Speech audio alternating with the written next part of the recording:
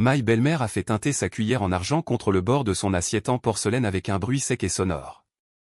Le son a tranché l'air lourd du dîner familial du dimanche comme un couteau.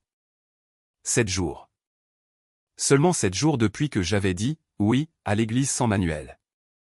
Le riz pour la paella était peut-être encore coincé entre les pavés du quartier latin. Et elle était là, assise à la table de la salle à manger dans la maison de la rue Velasquez, sentant chaque regard peser plus lourd que le précédent. Carmen, ma nouvelle belle-mère, a posé soigneusement la cuillère. Elle ne regardait pas son assiette, ni la paella à moitié mangée. Ses yeux sombres, si semblables à ceux de Diego, mais sans une trace de sa chaleur, me fixaient directement. Le menton relevé, les lèvres peintes d'un rouge profond formant une ligne ferme. Toute la famille était présente, Diego à côté de moi, son frère Javier et sa femme de l'autre côté de la table, et la tante veuve Teresa au bout. Erika, a commencé Carmen, et sa voix était douce comme du velours, mais avec une pointe que nous reconnaissions tous. Maintenant que la folie du mariage est terminée et que nous sommes revenus à la normale, il y a une affaire pratique dont nous devons discuter. Diego a posé sa fourchette. Maman, ça ne peut pas attendre. Nous sommes en train de manger. C'est précisément le moment, a-t-elle dit, sans détourner les yeux de moi. Dans cette maison, les choses sont claires. Erika, chérie, c'est ma maison. Elle a fait une pause, laissant les mots flotter au-dessus de la fumée de safran, comme s'il s'agissait d'une révélation. Nous savions tous que la maison lui appartenait. Son mari, le père de Diego, la lui avait léguée lorsqu'il était mort il y a 10 ans. C'était son sanctuaire, son royaume. Elle le mentionnait au moins 3 fois par visite. Et puisque c'est ma maison, a-t-elle continué, haussant légèrement la voix pour faire taire toute interruption possible. Les règles sont les miennes. Toi et mon fils vivez ici. Vous débutez à peine, et rien dans la vie n'est gratuit. Javier fixait intensément son vin. Sa femme, Lucia, s'est tendue comme un violon. La tante Teresa a soupiré, un son d'une lassitude infinie. Carmen, je t'en prie, a murmuré Teresa. Non, Teresa, c'est important. Erika, mon nom encore une fois, comme un dard. Si tu veux continuer à vivre sous ce toit, tu devras contribuer. Tu as ton travail, n'est-ce pas? Dans cette galerie d'art. Par conséquent, à partir du mois prochain, j'attends une contribution aux dépenses, un loyer, disons, 500 € par mois me semble équitable, ni trop peu, 500 € pour la chambre d'amis où nous dormions, parce que la chambre principale était sacrée, le sanctuaire de Carmen.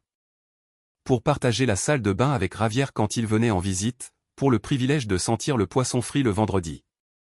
Oui, mais aussi en écoutant chaque commentaire, chaque jugement, chacun dans mon temps. Le silence est devenu absolu. Le seul son que l'on entendait de la cuisine était le faible bourdonnement du réfrigérateur. J'ai senti la main de Diego chercher la mienne sous la table. Ses doigts étaient froids. J'ai jeté un coup d'œil vers lui du coin de l'œil. Son visage, normalement si lumineux, était pâle, ses yeux passant impuissants de sa mère à moi. C'était leur champ de bataille. La guerre silencieuse qu'ils menaient depuis l'enfance, la loyauté divisée et toujours, cédant pour la paix, pour l'amour, par habitude. Tout le monde attendait ma réaction. L'Erika soumise, la fille discrète d'une famille modeste de Valence, qui s'était glissée dans leur belle famille madrilène, celle qui souriait et acquiesçait, celle qui cuisait la tortilla sans oignon parce que Carmen ne l'aimait pas. Celle qui supportait les commentaires sur l'arrivée des petits-enfants avec un sourire tendu. Carmen a esquissé un petit sourire confiant, sûr de sa victoire. Elle avait tracé sa ligne dans le sable où je paierais. Soit je devenais l'usurpatrice ingrate, soit je me soumettais, soit j'étais jeté dehors. C'était un coup de maître. J'ai posé soigneusement la fourchette à côté de l'assiette. J'ai essuyé lentement les coins de mes lèvres avec la serviette en lin. Puis j'ai levé les yeux et rencontré ses yeux sombres et j'ai souri. Pas un sourire tendu, pas un de ceux que j'avais tant de fois pratiqués, mais un large sourire sincère qui atteignait mes yeux. Un sourire qui l'a déconcertée car elle a cligné des yeux avec incertitude. Ne t'inquiète pas pour ça, Carmen, ai-je dit. Et ma voix a résonné claire et calme dans la salle à manger silencieuse. Elle n'a pas haussé le ton, elle n'en avait pas besoin. Tu n'auras pas à t'inquiéter du loyer ni de nous vivant sous ton toit. Diego a serré ma main très fort. Chérie. Carmen a froncé les sourcils. Que veux-tu dire? J'ai laissé la serviette sur la table. Je me suis légèrement adossé à la chaise, adoptant une posture qui n'était pas confrontante, mais de soulagement. De libération. Je veux dire que je vais emménager dans ma propre maison. J'ai fait une pause, savourant la stupéfaction totale qui se peignait sur leur visage, sur tout leur visage. Ravière a laissé échapper un hoquet, comme s'il se noyait. Les yeux de Lucia se sont agrandis. Eh bien, dans ma propre demeure pour être exact. Le mot demeure a atterri dans la pièce comme une bombe à hydrogène.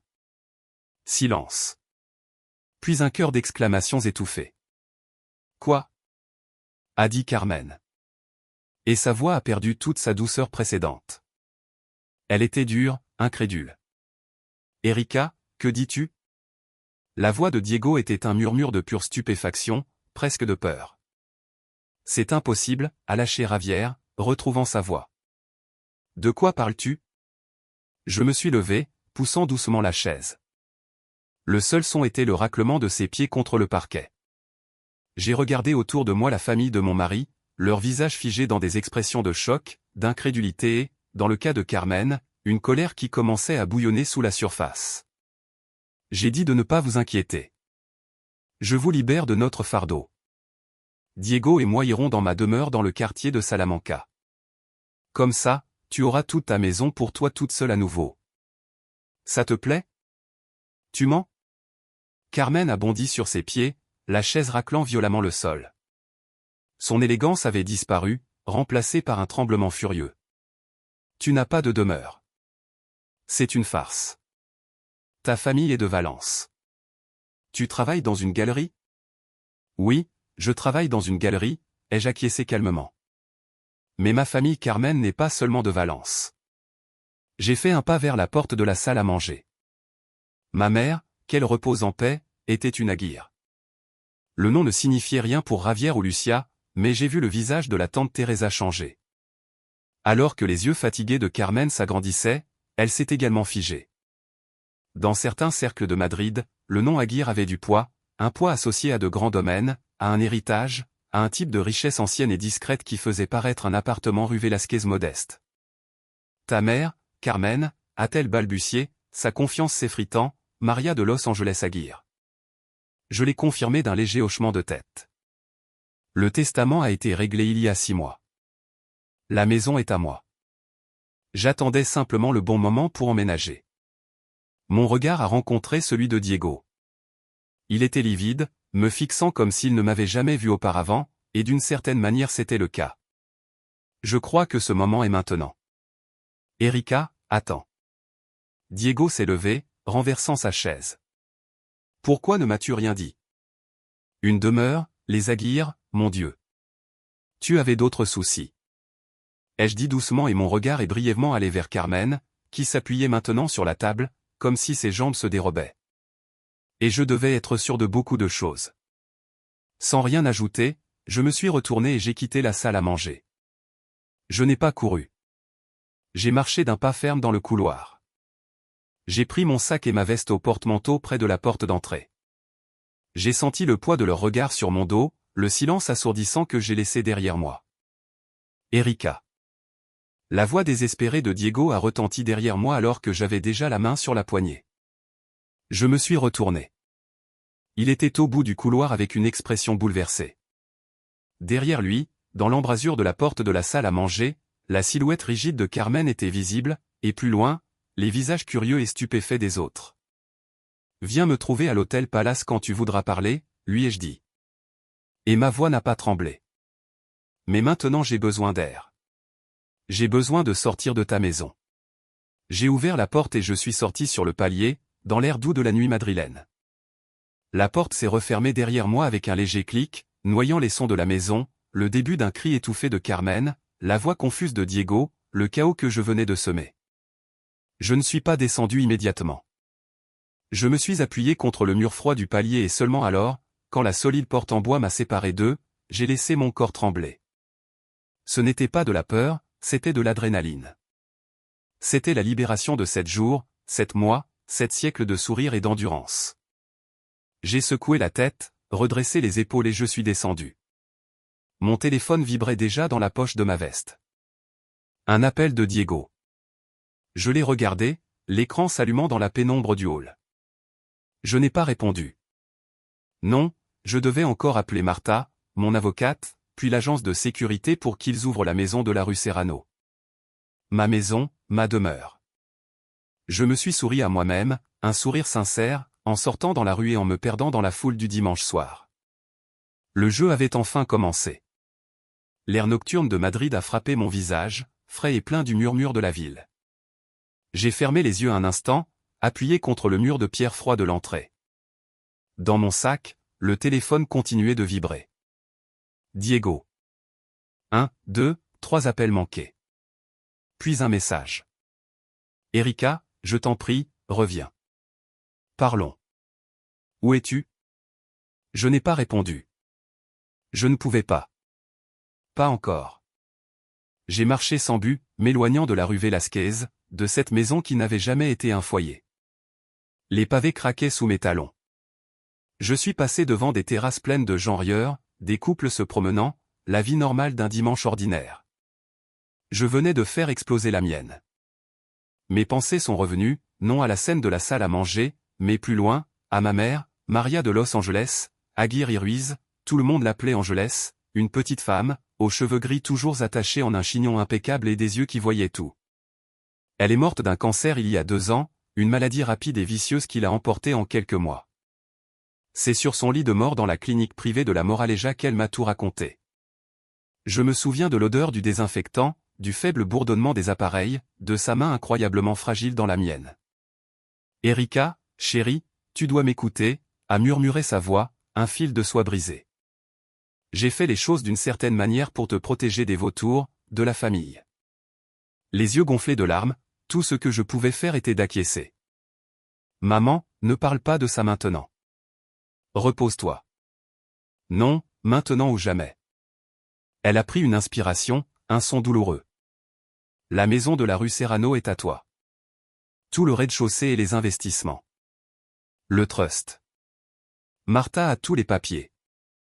Martha, ai-je répété, confuse. Martha Soli, son avocate depuis toujours. Une femme aussi sévère qu'efficace. Je t'ai élevée loin de tout ça, ma fille. Loin de Madrid, des Aguirre, de leurs attentes et de leurs poisons. À Valence, avec ton père, c'était une vie simple, celle que je voulais pour toi. Une quinte de tout la secouait. Quand elle est passée, ses yeux brillaient d'une urgence fiévreuse. Mais le sang est le sang.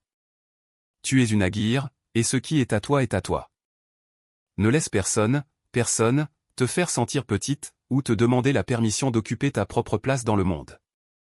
À ce moment-là je ne comprenais pas la profondeur de ces paroles. Je voulais juste m'assurer qu'elle ne souffrait pas. Je sais, maman. Promets-le-moi. Quand je ne serai plus là, prends le contrôle de ta vie et de tes biens. Ne te cache pas. Ce n'est rien dont tu doives avoir honte. Sa main a serré la mienne avec une force surprenante. Et fais attention à qui tu le dis, chérie. L'argent change les gens, même ceux que tu aimes. J'avais pensé à ces mots bien des fois pendant ma cour avec Diego, quand j'avais rencontré Carmen pour la première fois avec ses regards évaluateurs et ses questions déguisées en curiosité. Et que font tes parents dans la vie, Erika? Ma réponse simple. Mon père était professeur de lycée, aujourd'hui décédé. Ma mère était femme au foyer. Ce n'était pas un mensonge, c'était une demi-vérité, une omission que ma mère m'avait conseillé de garder. Laisse-les t'aimer pour toi-même d'abord, m'avait-elle dit une fois. Le reste viendra plus tard, mais ça n'est jamais venu parce que je suis tombée amoureuse de Diego. Diego, avec son sourire facile et ses mains de peintre, qui ne savait rien des actions ni des biens, qui aimait l'odeur de la peinture à l'huile et la lumière de Madrid au coucher du soleil. Pour lui, être simplement Erika, la fille de la galerie d'art, suffisait. C'était libérateur, et le secret ne pesait pas sur moi au début. Puis il a gagné un peu plus de poids chaque jour. Le téléphone a vibré à nouveau. Cette fois ce n'était pas Diego, c'était un numéro familier. Erika. La voix à l'autre bout était claire, professionnelle, sans trace de sommeil, malgré le dimanche soir. Martha, oui, Martha, c'est moi. J'ai reçu ton message. C'est le moment. Il s'est passé quelque chose? Il n'y avait pas de préambule. Elle était aussi directe qu'un missile. Ça s'est passé. J'ai parlé à la famille de Diego. Eh bien, à ma belle-mère, pour être exact. Au milieu du dîner, un rire bref et sec m'a échappé. Elle m'a demandé de payer un loyer pour vivre dans sa maison. Il y a eu un bref silence à l'autre bout de la ligne. Puis, je pouvais presque la voir hausser un sourcil dans son bureau de la rue Ortega y Gasset. Et tu lui as parlé de la maison? Je lui ai parlé de la maison. Et du nom, eh bien, ça en faisait déjà partie. Et Diego ne sait rien, il ne sait rien du tout. Il m'appelle sans arrêt.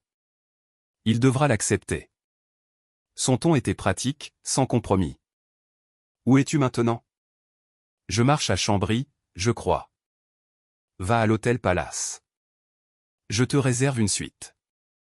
J'y serai dans une demi-heure avec les documents dont tu as besoin, ceux de la maison et aussi ceux du trust de confiscation. Il vaut mieux les avoir physiquement. Martha, tu penses que j'ai fait ce qu'il fallait? La question est sortie avant que je puisse l'arrêter.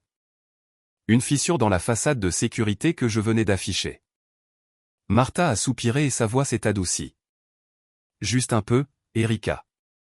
Ta mère ne voulait pas que tu vives en demandant la permission, encore moins qu'on te fasse payer l'air que tu respires dans une maison qui n'est pas la tienne. Tu as supporté ce garçon plus que tu n'aurais dû. Maintenant il est temps de jouer carte sur table. Ce qui se passera ensuite reste à voir, mais tu seras chez toi, littéralement. Elle a raccroché. Martha n'était jamais du genre à beaucoup de paroles réconfortantes, mais sa logique était une encre. Elle avait raison. Ma mère ne m'avait pas laissé cet héritage pour que je rampe. J'ai envoyé un message à Diego. Je vais bien. J'ai besoin d'espace. Je ne rentre pas ce soir. Parlons demain. Puis j'ai mis le téléphone en silencieux. La suite du palace était spacieuse, calme, avec vue sur la place si belle. J'ai enlevé mes chaussures et me suis affalé sur le canapé, sentant le poids de la journée dans mes os. Moins d'une heure s'était écoulée quand la sonnette a retenti. C'était Martha. Martha Soli était une femme d'environ 55 ans, impeccablement vêtue d'un tailleur pantalon gris, aux cheveux courts argentés peignés en arrière. Elle portait un épais dossier en cuir sous le bras. Elle est entrée, a jeté un regard critique à la suite et a hoché la tête. Approbation. Au moins tu t'es bien traité, a-t-elle dit, posant le dossier sur la table basse. Mets-toi à l'aise. Parle. Je lui ai tout raconté. Le dîner, l'exigence des 500 €, l'expression de Carmen, l'expression de Diego, la bombe que j'avais lâchée. Martha a écouté immobile, sans détourner ses yeux clairs de moi. Prévisible, a-t-elle dit quand j'ai terminé. Madame Carmen Valverde est une femme habituée à régner dans son petit fief. D'un point de vue extérieur, c'était un mouvement pour te remettre à ta place, tant économiquement que symboliquement. Ce qu'elle n'avait pas prévu, c'était tes cartes. Elle a ouvert le dossier. Tes cartes sont plutôt bonnes, Erika. Elle a sorti plusieurs documents et les a tendus devant moi. Plan, acte notarié, relevé bancaire. La propriété de la rue Serrano, 185, au cœur du quartier de Salamanca, 450 mètres carrés au rez-de-chaussée avec terrasse et vue sur le parc. Payé, sans charge. À ton nom depuis l'exécution du testament il y a 6 mois. Elle a passé un doigt sur l'écriture. Les charges de copropriété et les impôts ont été couverts par le trust. La maison est meublée et prête. Les clés. Elle a posé un lourd porte-clés avec une seule clé moderne et une télécommande sur la table. Puis un autre document, le trust établi par ta mère. Une combinaison d'investissements conservateurs. Revenu fixe, part de fonds, quelques biens locatifs. Il génère un revenu plus que considérable. Tu n'as pas besoin de travailler à la galerie, Erika, même si je comprends que tu l'aimes. Elle l'a dit comme un fait, pas comme un jugement. J'ai hoché la tête. J'aimais mon travail. J'aimais l'art, le silence de la galerie, découvrir de nouveaux artistes. Ce n'était pas un travail, c'était ma vie. Ou une partie de celle-ci. Alors, et maintenant? Ai-je demandé, regardant les clés qui brillaient sous la lumière de la lampe. Maintenant tu as 2 options. La première est de soumettre les documents, d'avancer et de continuer ta vie. Laisse ton mari et sa famille gérer le coup comme ils peuvent. La seconde est de l'utiliser comme levier pour négocier, pour changer la dynamique. Elle m'a fixé. Ta mère t'a donné l'indépendance. Comment tu l'utilises dépend de toi, mais je te conseille de parler à Diego d'abord. C'est ton mari. Il mérite une explication, même s'il n'aime pas ça. Elle avait encore raison. Mon cœur s'est serré en pensant à son visage, à la confusion et à la douleur que j'avais vue dans ses yeux. Je l'aimais. C'était le problème. Je l'aimais et je lui avais menti par omission pendant des années. Il viendra, ai-je dit, presque pour moi-même, soit ce soir soit tôt demain. Probablement, a acquiescé Martha. Entre-temps, je m'occuperai de notifier l'agence de sécurité. La maison est fermée, mais entretenue. Demain à la première heure ils pourront avoir la liste prête avec le chauffage allumé et le frigo plein. Si tu veux, dis-le simplement. Oui s'il te plaît. J'ai pris une profonde inspiration. Qu'elle soit prête. Martha a hoché la tête, rassemblé ses affaires et s'est levée. Elle s'est retournée à la porte. Erika, une dernière chose.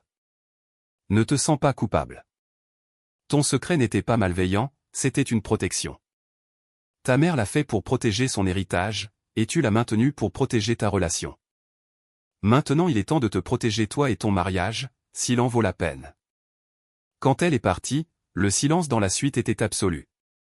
Je suis allé à la fenêtre et j'ai regardé la ville illuminée. Au loin, à l'est, se trouvait la rue Serrano. Ma maison, ma demeure. Le mot me semblait encore étrange. Le téléphone, malgré le silencieux, a illuminé la table. Cette fois ce n'était pas un appel, mais une avalanche de messages de l'application familiale, un groupe que Carmen avait créé pour les affaires familiales importantes. Je l'avais mis en silencieux des semaines plus tôt. Avec des doigts légèrement tremblants, je l'ai ouvert. Carmen, Erika, ce n'est pas une façon de se comporter. Tu dois revenir et expliquer cette farce. Diego est dévasté. Javier, maman, calme-toi. Erika, est-ce que ce que tu as dit sur la famille Aguirre est vraiment vrai? Es-tu lié à la famille Aguirre du groupe de construction? Lucia, comme tout est dramatique. Une demeure. Javi, chérie, savais-tu quelque chose? Tante Teresa, Erika, ma chère, appelle-moi quand tu peux. Pas de pression, Carmen. Réponds-moi, Erika, c'est irrespectueux. Où es-tu, Diego? Je t'en prie laisse-la tranquille. Eric, chérie, réponds-moi, je veux juste savoir que tu vas bien. Le dernier message était de Diego en privé, 10 minutes après le message de groupe. Je suis à la porte du palace. Le concierge ne veut pas me dire le numéro de chambre. Je t'en prie parle-moi. Je t'attendrai dans le hall. Mon cœur a fait un bond. Il était venu. Il n'avait pas attendu demain. Je me suis regardé dans le miroir du hall, portant la même robe simple que j'avais au dîner, mes cheveux un peu en désordre. Les yeux, cependant, avaient une nouvelle détermination, une dureté qui n'était pas là avant. Je n'allais pas descendre la queue entre les jambes. J'allais descendre parler à mon mari, lui dire toute la vérité. J'ai mis mes chaussures, pris le dossier de documents que Martha m'avait laissé, et mon porte-clés. Je l'ai tenu fermement, comme un talisman, comme un bouclier. En quittant la chambre, le son de la porte qui se refermait était définitif. C'était le son d'un chapitre qui se terminait et d'un autre, bien plus incertain, sur le point de commencer. Le hall du palace à 23 heures était un monde à part. De doux accords de piano flottaient dans l'air, mêlés aux murmures discrets des conversations et au tintement des verres. Ça sentait les fleurs fraîches et le luxe à l'ancienne. Et là, au milieu de cette élégance sereine, se trouvait Diego. Je l'ai vu depuis l'ascenseur, debout comme un piquet à côté d'une colonne de marbre avec la même veste qu'il portait au dîner déboutonnée, se tordant les mains. Son regard scrutait anxieusement les portes de l'ascenseur. Quand il m'a vu, son corps s'est encore plus tendu. S'il y avait de la place. Il semblait avoir vieilli de 10 ans en 1 heure. J'ai marché vers lui, sentant l'épaisse moquette sous mes pieds. Le dossier de Martha, lourd et plein de vérité, je le portais fermement sous le bras. Le porte-clés dans la poche de ma veste. Erika, a-t-il dit, et sa voix était rauque. Il a pris mon bras doucement mais urgemment. Je t'en prie, parlons. Allons quelque part, sur la terrasse? Oh, ici c'est bien, ai-je dit, me dégageant doucement. J'ai fait un geste vers un coin plus privé avec 2 fauteuils en cuir séparés par une table basse. Asseyons-nous. Il a hoché la tête, le regard distant. Nous nous asseyons face à face. Le pianiste dans le coin a commencé à jouer une mélodie de boléro lente. Tu vas bien, a-t-il demandé en premier, et dans ses yeux j'ai vu une inquiétude sincère. Et de la douleur, tellement de douleur. Où étais-tu? Pourquoi cet hôtel? J'avais besoin d'espace, Diego. J'avais besoin de respirer un air qui n'était pas empoisonné dans cette maison. Je l'ai regardé directement, et j'avais besoin de parler à Martha. Martha, ton avocate, a-t-il dit, le nom tombant dans son esprit comme une pièce d'un puzzle tordu. Celle de ta mère, celle qui gérait tout. Oui, Erika, une demeure. La question a jailli de lui, chargée de toute la perplexité accumulée. Rue Serrano, la famille Aguirre.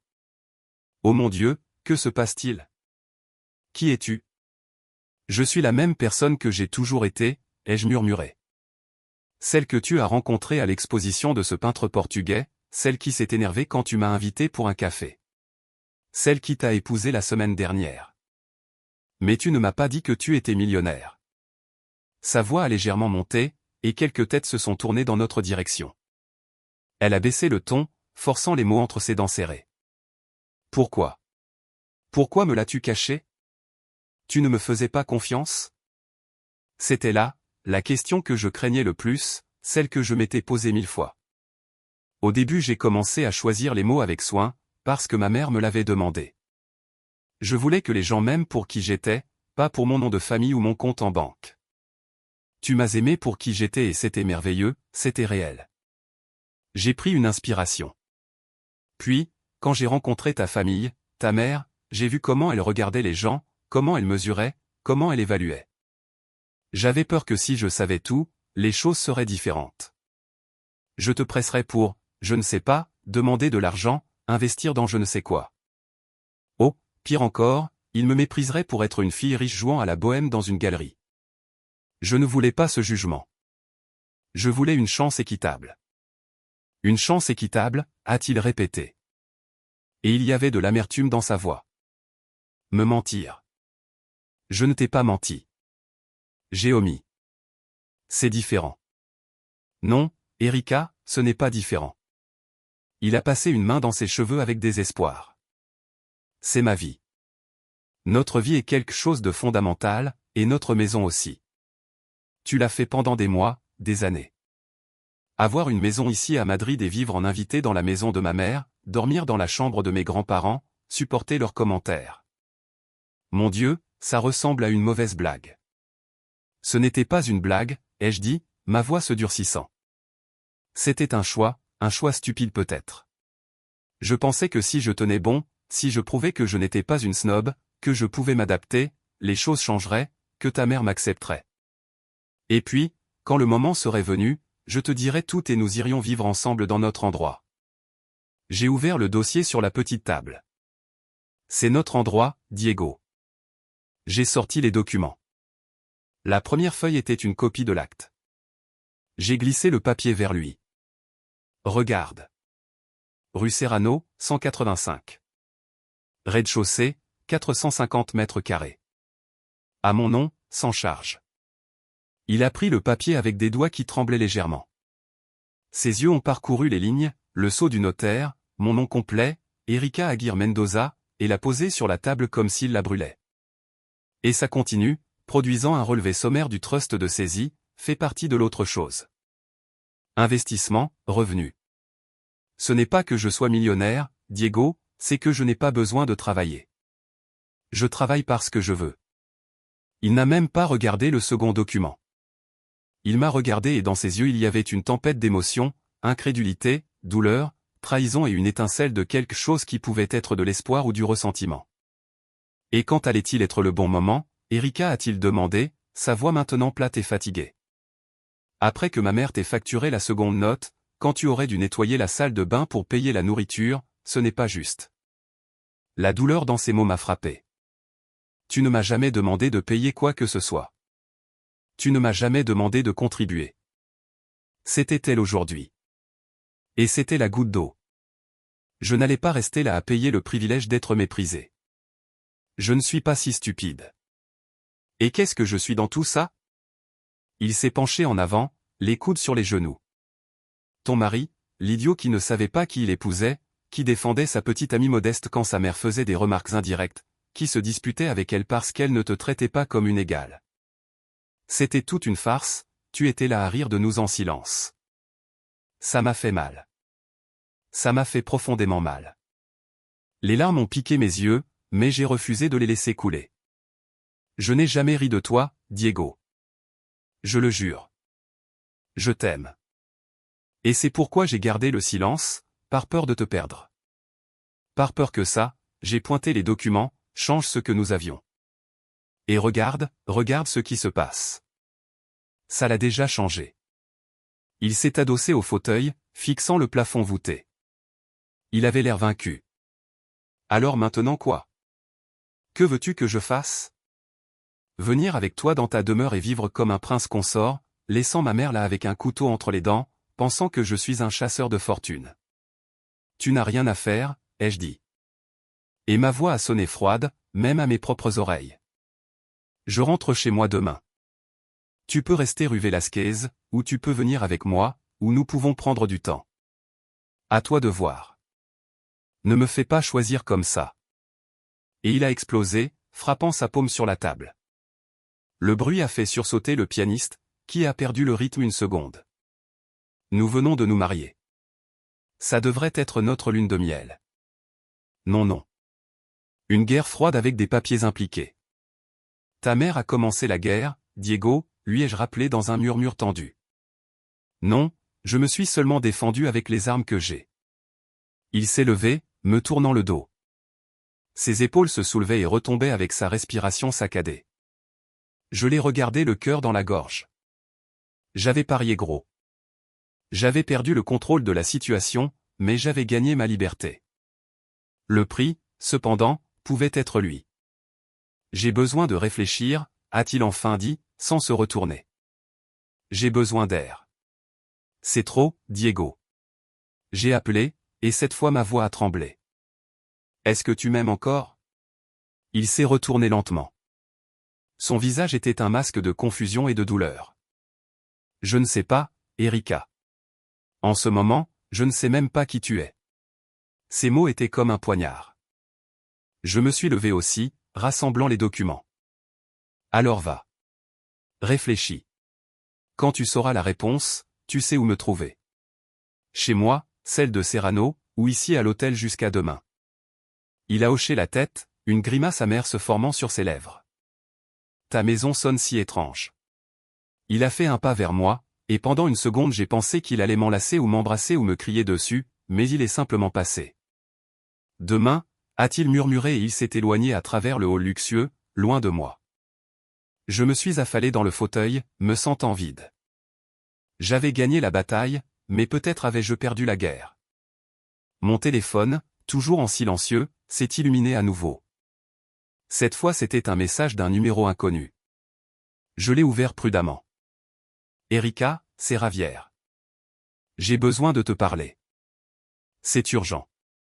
Ne dis rien à Diego. C'est à propos de ma mère et de certaines affaires familiales. On peut se voir pour un café demain, Ravière? Le frère, l'ambition. Que voulait-il? Des informations, une alliance.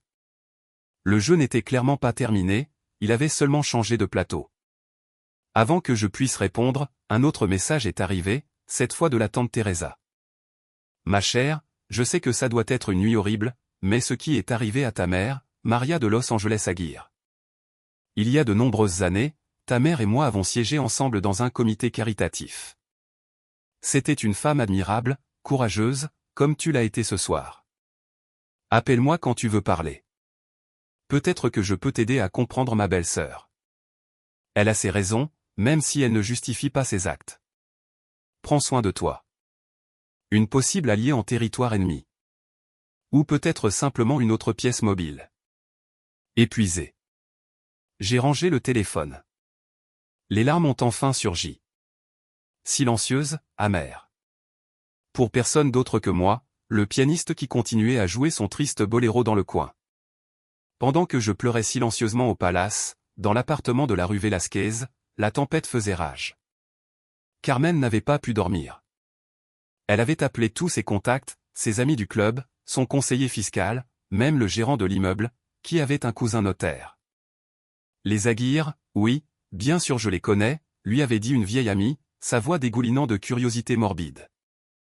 Les Aguirre d'Estrémadure, avec d'énormes domaines, et la veuve, la seule fille, a épousé un professeur, je crois. Elle est allée vivre à Valence, loin de tout. Mais l'héritage monumental, Carmen, monumental. Si ta belle-fille est comme Erika, eh bien, tu ferais mieux de ne pas l'avoir offensée. Carmen a raccroché, pâle. Ce n'était pas une farce, c'était réel. Et elle avait demandé 500 € de loyer. L'humiliation brûlait dans son ventre, mais elle était surpassée par une panique froide.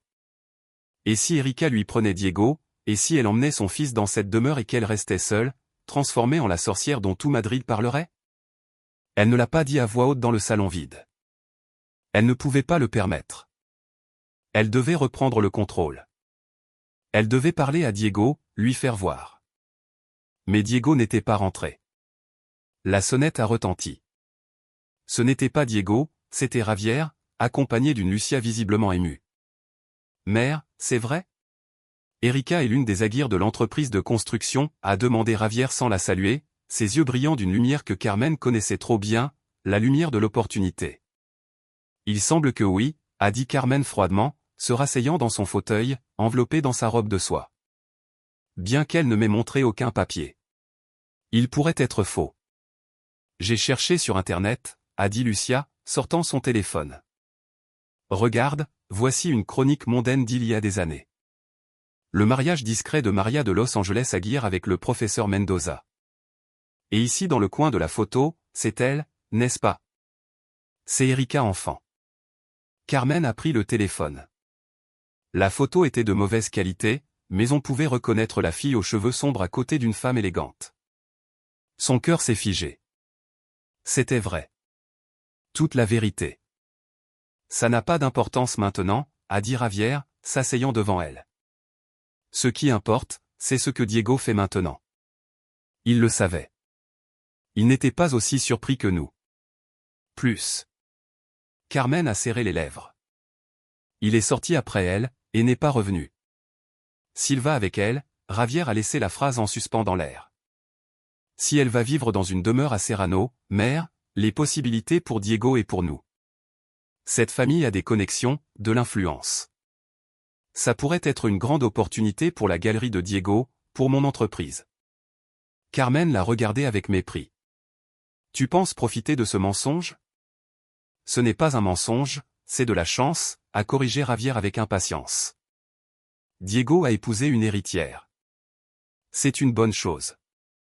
C'est toi qui as tout gâché avec ta stupide demande de loyer. Qui fait ça? C'est ma maison. Et Carmen a explosé, se levant. Et elle en a une meilleure.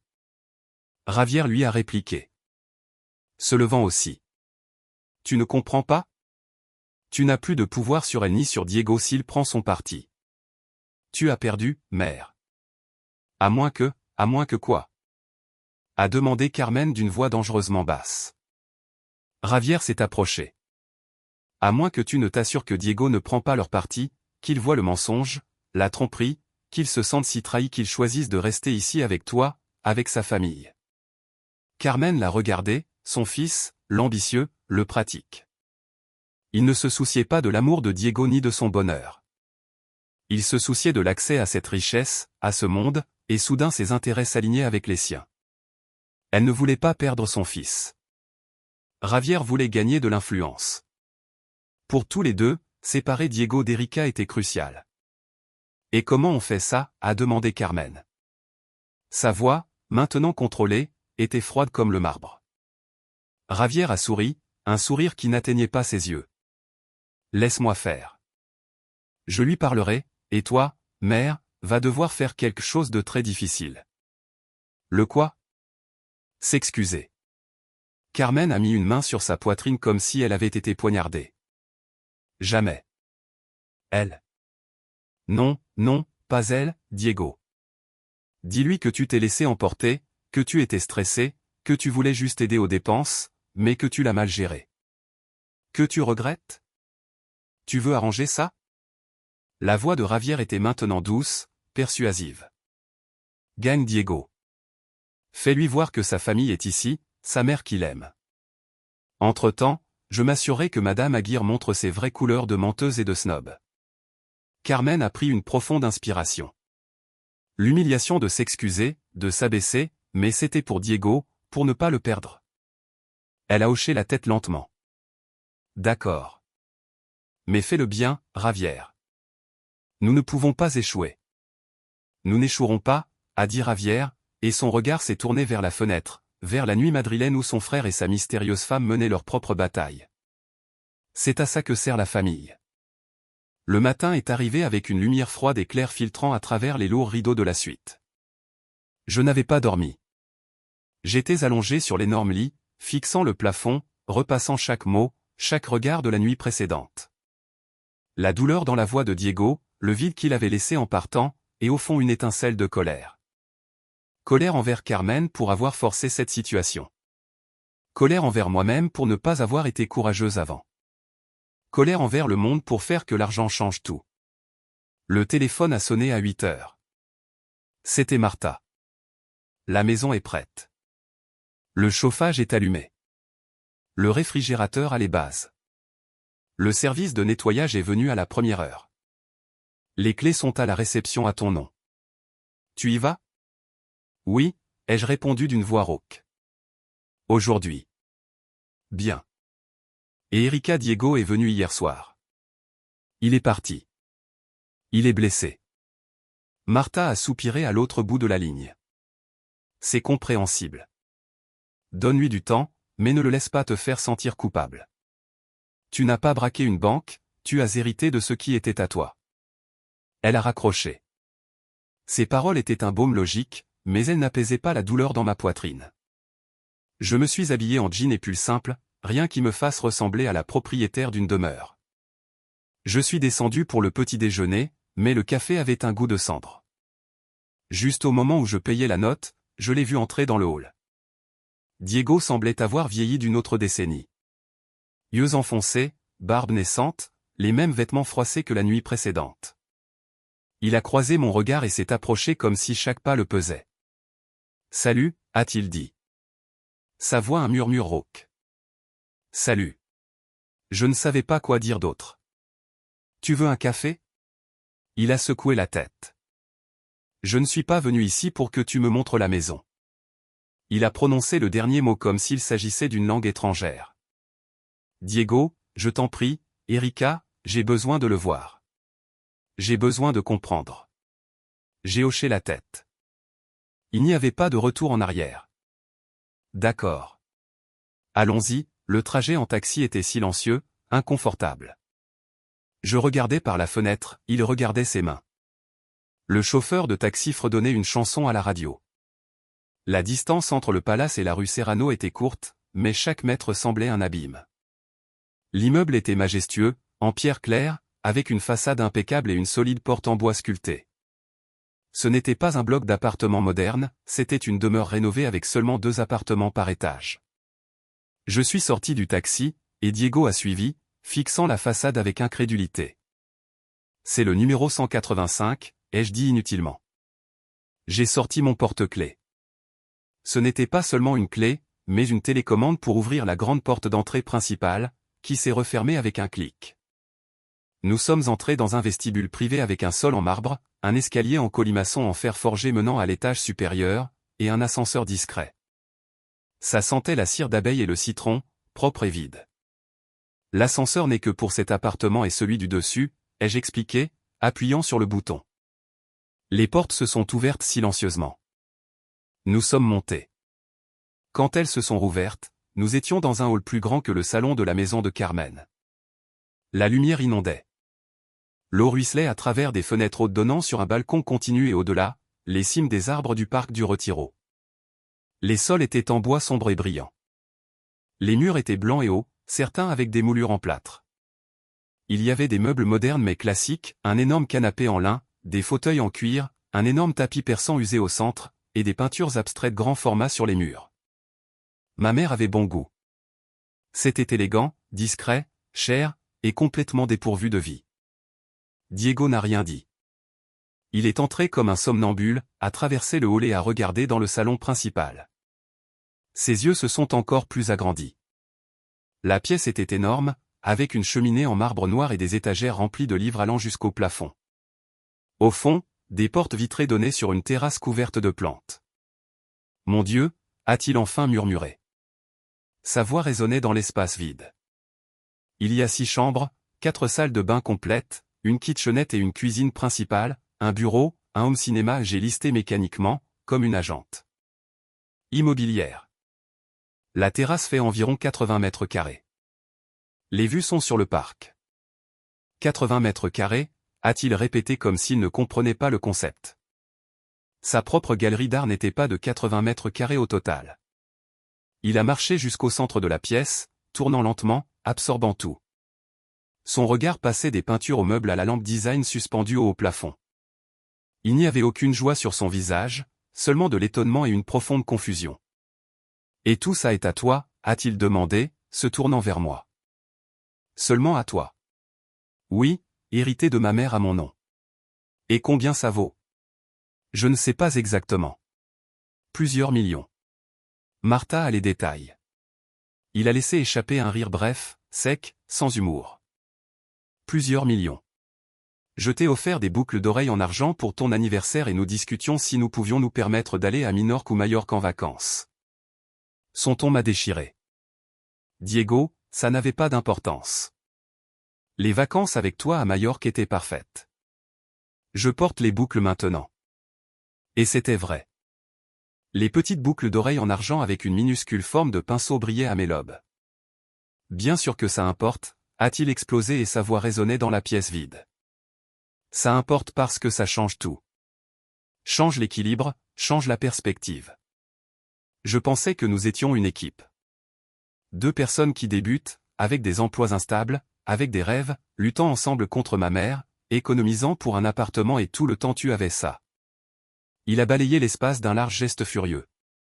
Et tu me laissais faire des plans. Rêver d'un prêt sur 30 ans, débattre si nous pouvions nous permettre un enfant. Mon Dieu, Erika, tu devais rire de moi à l'intérieur. Jamais, et j'ai crié et mes larmes, retenues depuis la nuit précédente, ont enfin coulé. Je n'ai jamais ri de toi. Je t'aimais. Je t'aime. Tes rêves étaient mes rêves. Ça, j'ai montré autour de nous. Ça n'est pas un rêve, c'est une maison. Une énorme, vide et froide maison que j'ai héritée d'une mère morte trop jeune. Je préfère de loin notre chambre d'amis rue Velasquez et toi avec moi. Vraiment ? A-t-il demandé et maintenant il s'approchait de moi. Son visage était à quelques centimètres du mien. Ses yeux, normalement si chauds, étaient remplis de douleur et de colère. Tu préfères vraiment ? Parce que tu n'as eu aucun problème à partir de là à la première occasion, à revenir à ton palais et à me laisser là avec le bazar que tu as créé. Je n'ai pas commencé le bazar. Ta mère m'a demandé de l'argent pour vivre dans sa maison. Il m'a plaqué contre le mur et tu as lâché la bombe nucléaire. Tu aurais pu me parler en privé. Tu aurais pu me dire ton secret et puis ensemble nous aurions pu trouver un moyen de le lui dire. Mais non. Tu as choisi le drame, un effet de choc. L'humilier devant toute la famille. C'était ça, la vengeance. J'étais sans voix. C'était vrai.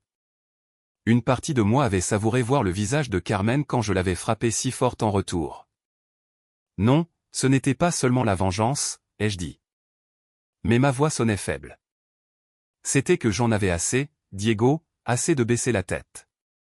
Et quand elle m'a demandé l'argent, c'était la goutte d'eau. J'ai réagi. Peut-être que ce n'était pas la meilleure façon, mais j'ai explosé.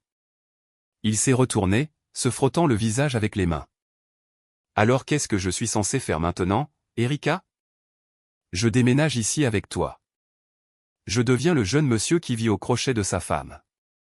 Je laisse ma mère, qui avec tous ses défauts m'a élevé seul après la mort de mon père. Pourquoi devrait-il pourrir dans sa maison en pensant que son fils est un chasseur de fortune?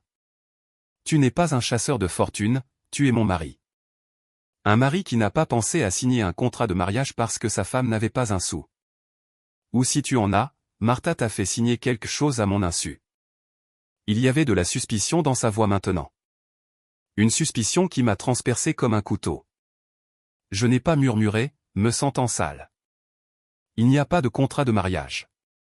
Ma mère l'a suggéré, mais j'ai refusé parce que je te faisais confiance. Ses épaules se sont affaissées. La lutte intérieure visible dans chaque fibre de son corps. Je ne sais pas qui tu es, a-t-il répété, comme la nuit précédente. Je ne sais pas si la femme dont je suis tombé amoureux existe ou si elle n'était qu'un rôle que tu jouais.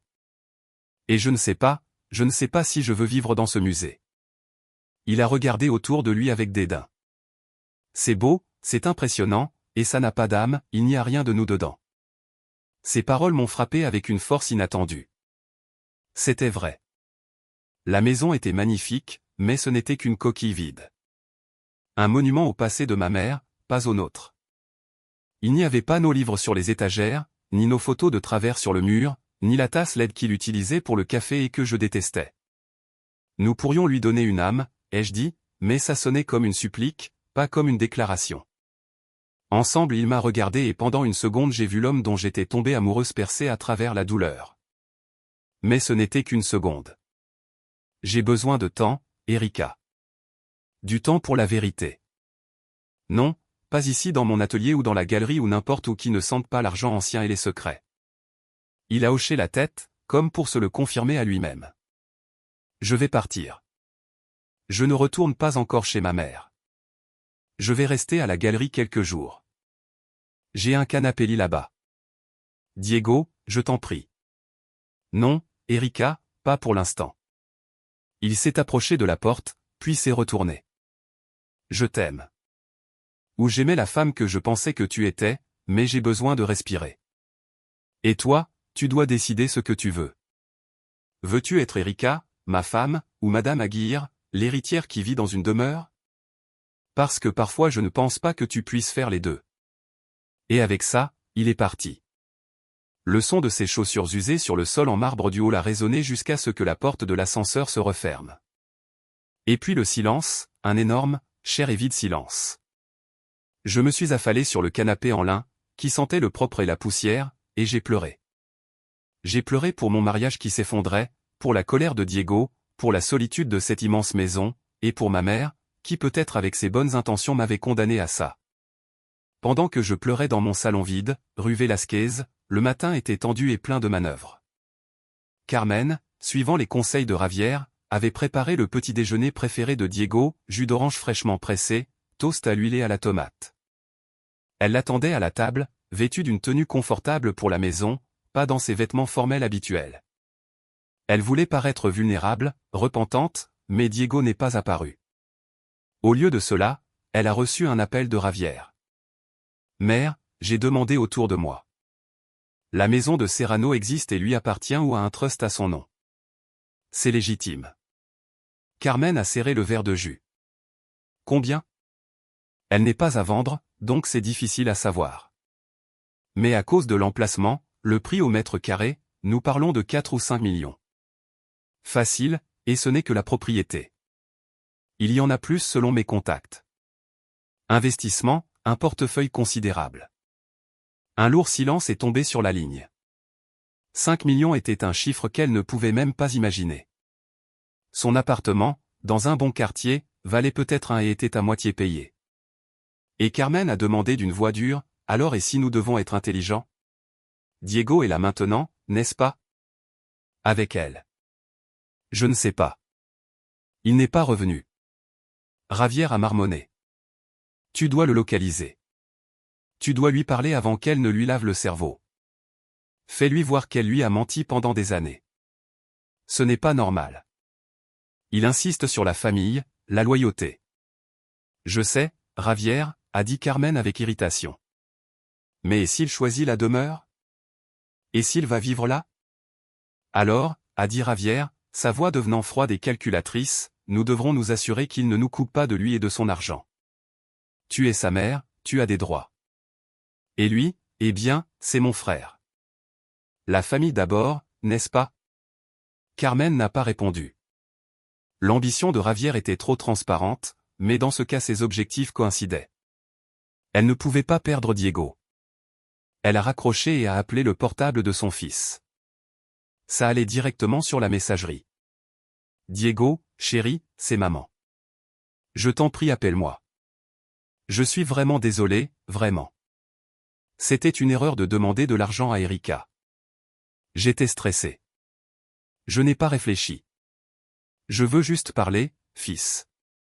Je t'aime. Appelle-moi. Elle a laissé le téléphone sur la table. Le jus d'orange n'avait plus l'air bon. Elle s'est levée et est allée à la fenêtre. Là dehors, quelque part à Madrid, son fils était avec une femme qui pouvait l'acheter et la vendre 10 fois. Une femme qu'elle avait méprisée. La peur, une peur profonde et glaciale, l'a saisie. Ce n'était pas seulement l'argent, c'était le contrôle. Elle avait perdu le contrôle. À ce moment la sonnette a retenti. Ce n'était pas Diego, c'était sa sœur Teresa. Je suis venu voir s'il y avait des nouvelles, a dit Teresa, entrant avec son calme habituel. Elle portait un petit récipient Tupperware. Je t'ai apporté de la tortilla. Je sais que tu n'as rien mangé. Je n'ai pas faim, a dit Carmen, mais elle a laissé entrer sa belle-sœur dans la cuisine. Moi? Je ne sais pas. Avec elle, je suppose. Teresa a mis la tortilla au réfrigérateur et s'est assise à la table en face de Carmen. Elle l'a regardée avec ses yeux clairs et fatigués. Carmen, qu'est-ce que tu essayais d'obtenir avec le loyer? Sérieusement, c'était ma maison, mes règles, a explosé Carmen, mais sans conviction. Ta maison, oui, mais elle est sa femme. Ta belle-fille, pas une locataire. Teresa a soupiré. Et maintenant regarde le bazar que tu as fait. La fille n'est pas n'importe qui. C'est une femme de haute classe, elle a de la classe et des ressources. Et tu l'as traitée comme une servante. Je ne savais même pas qui elle était. C'est le pire, que tu l'aies maltraitée sans le savoir. Et si elle avait été n'importe qui, comme tu dis, ça aurait été bien de lui demander de l'argent, de la faire se sentir inférieure. Teresa a secoué la tête.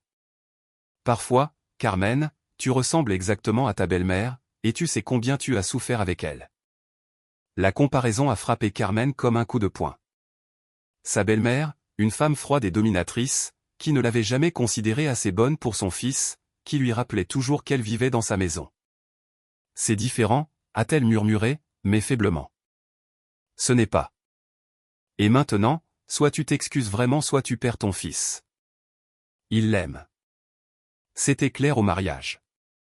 Et si tu le forces à choisir, il pourrait ne pas choisir sa mère autoritaire. Carmen n'a rien dit. Elle a regardé par la fenêtre. Teresa avait raison, et elle le savait, mais s'excuser auprès de cette fille était trop pour elle. Je vais essayer de lui parler, a dit Teresa, se levant avec Erika. Peut-être que je peux faire le pont. Pourquoi, a demandé Carmen avec suspicion. Parce que je l'aime bien. Et parce que ton fils est heureux avec elle? Où l'était-il? Et parce que, a-t-elle ajouté, prenant son sac, sa mère, Maria de Los Angeles, a été gentille avec moi à un moment où personne d'autre ne l'était. Je lui dois ça. Teresa est partie, laissant Carmen plus seule et plus confuse que jamais. La guerre n'était plus seulement avec Erika, elle était avec son propre fils, avec son propre passé, et avec le fantôme d'une belle-mère qui soudain semblait trop semblable à elle-même. La demeure silencieuse était un organe géant et vide, et chaque petit bruit et le craquement des boiseries, le faible bourdonnement de l'ascenseur, le murmure lointain de la rue résonnait comme un battement de cœur fantôme. Je me suis assise sur le bord du canapé en lin, sentant le poids de l'espace autour de moi. Les pleurs s'étaient taris, ne laissant qu'une fatigue dense et un vide dans ma poitrine où battait autrefois la certitude de mon mariage. Les paroles de Diego, parfois, je ne pense pas que tu puisses faire les deux, résonnaient dans ma tête comme un refrain empoisonné. Il avait raison, c'était Erika, la fille de la galerie, la femme de Diego, incompatible avec Erika Aguirre, que ma mère avait hérité. Elle ne l'avait jamais vue ainsi. Pour elle, l'héritage était un outil, pas une identité. Mais elle s'était éloignée de tout ça. Elle avait choisi une vie simple avec mon père. Moi, cependant, j'étais revenu, et j'étais revenu avec un mensonge à la remorque. La sonnette, transmise par l'interphone vidéo de l'entrée, m'a ramené. J'ai sursauté. Je n'attendais personne. Diego était revenu. J'ai couru vers le panneau. Mon cœur battait la chamade, mais l'écran ne montrait pas le visage angoissé de mon mari, mais celui d'une femme plus âgée, sereine, aux cheveux tirés en un chignon gris net.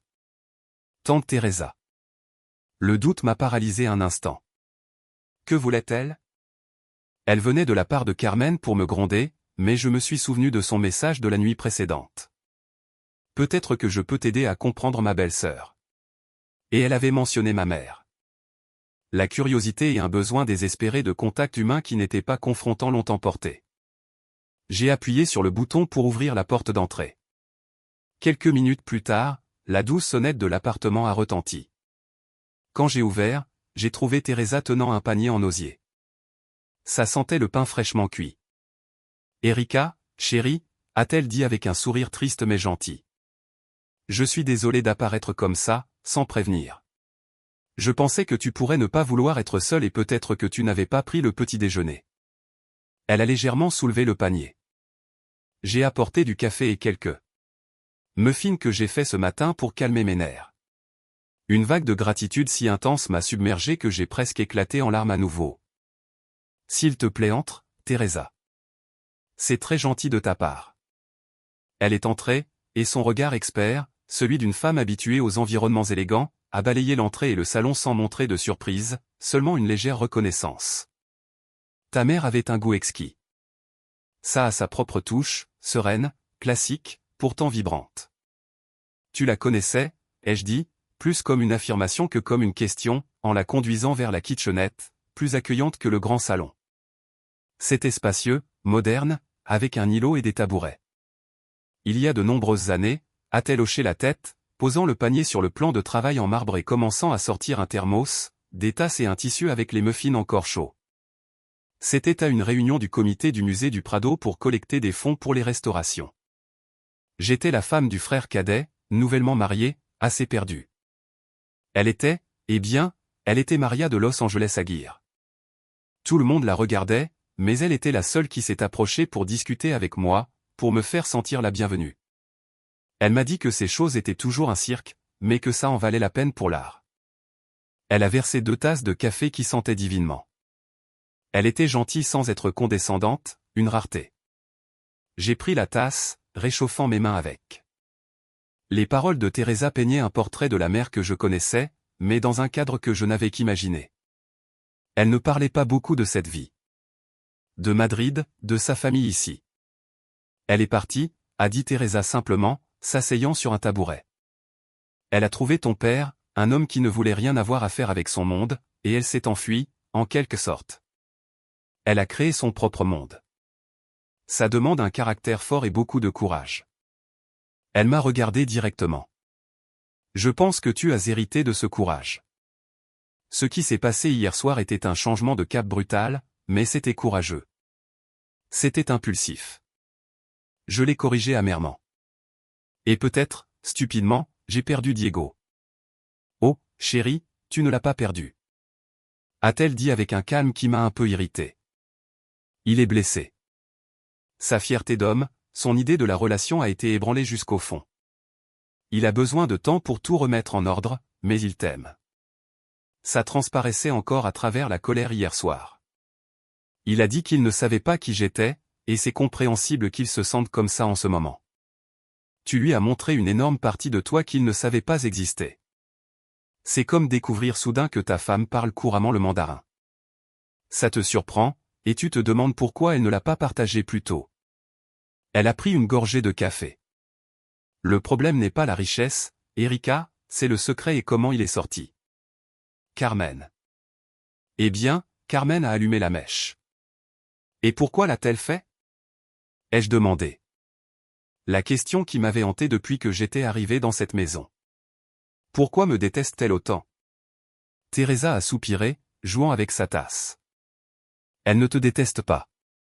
Elle te craint et t'envie. Elle m'envie.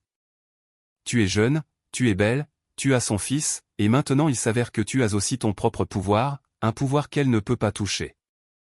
Carmen a passé sa vie à se définir par ce qu'elle contrôle cette maison, par ses enfants, son petit monde.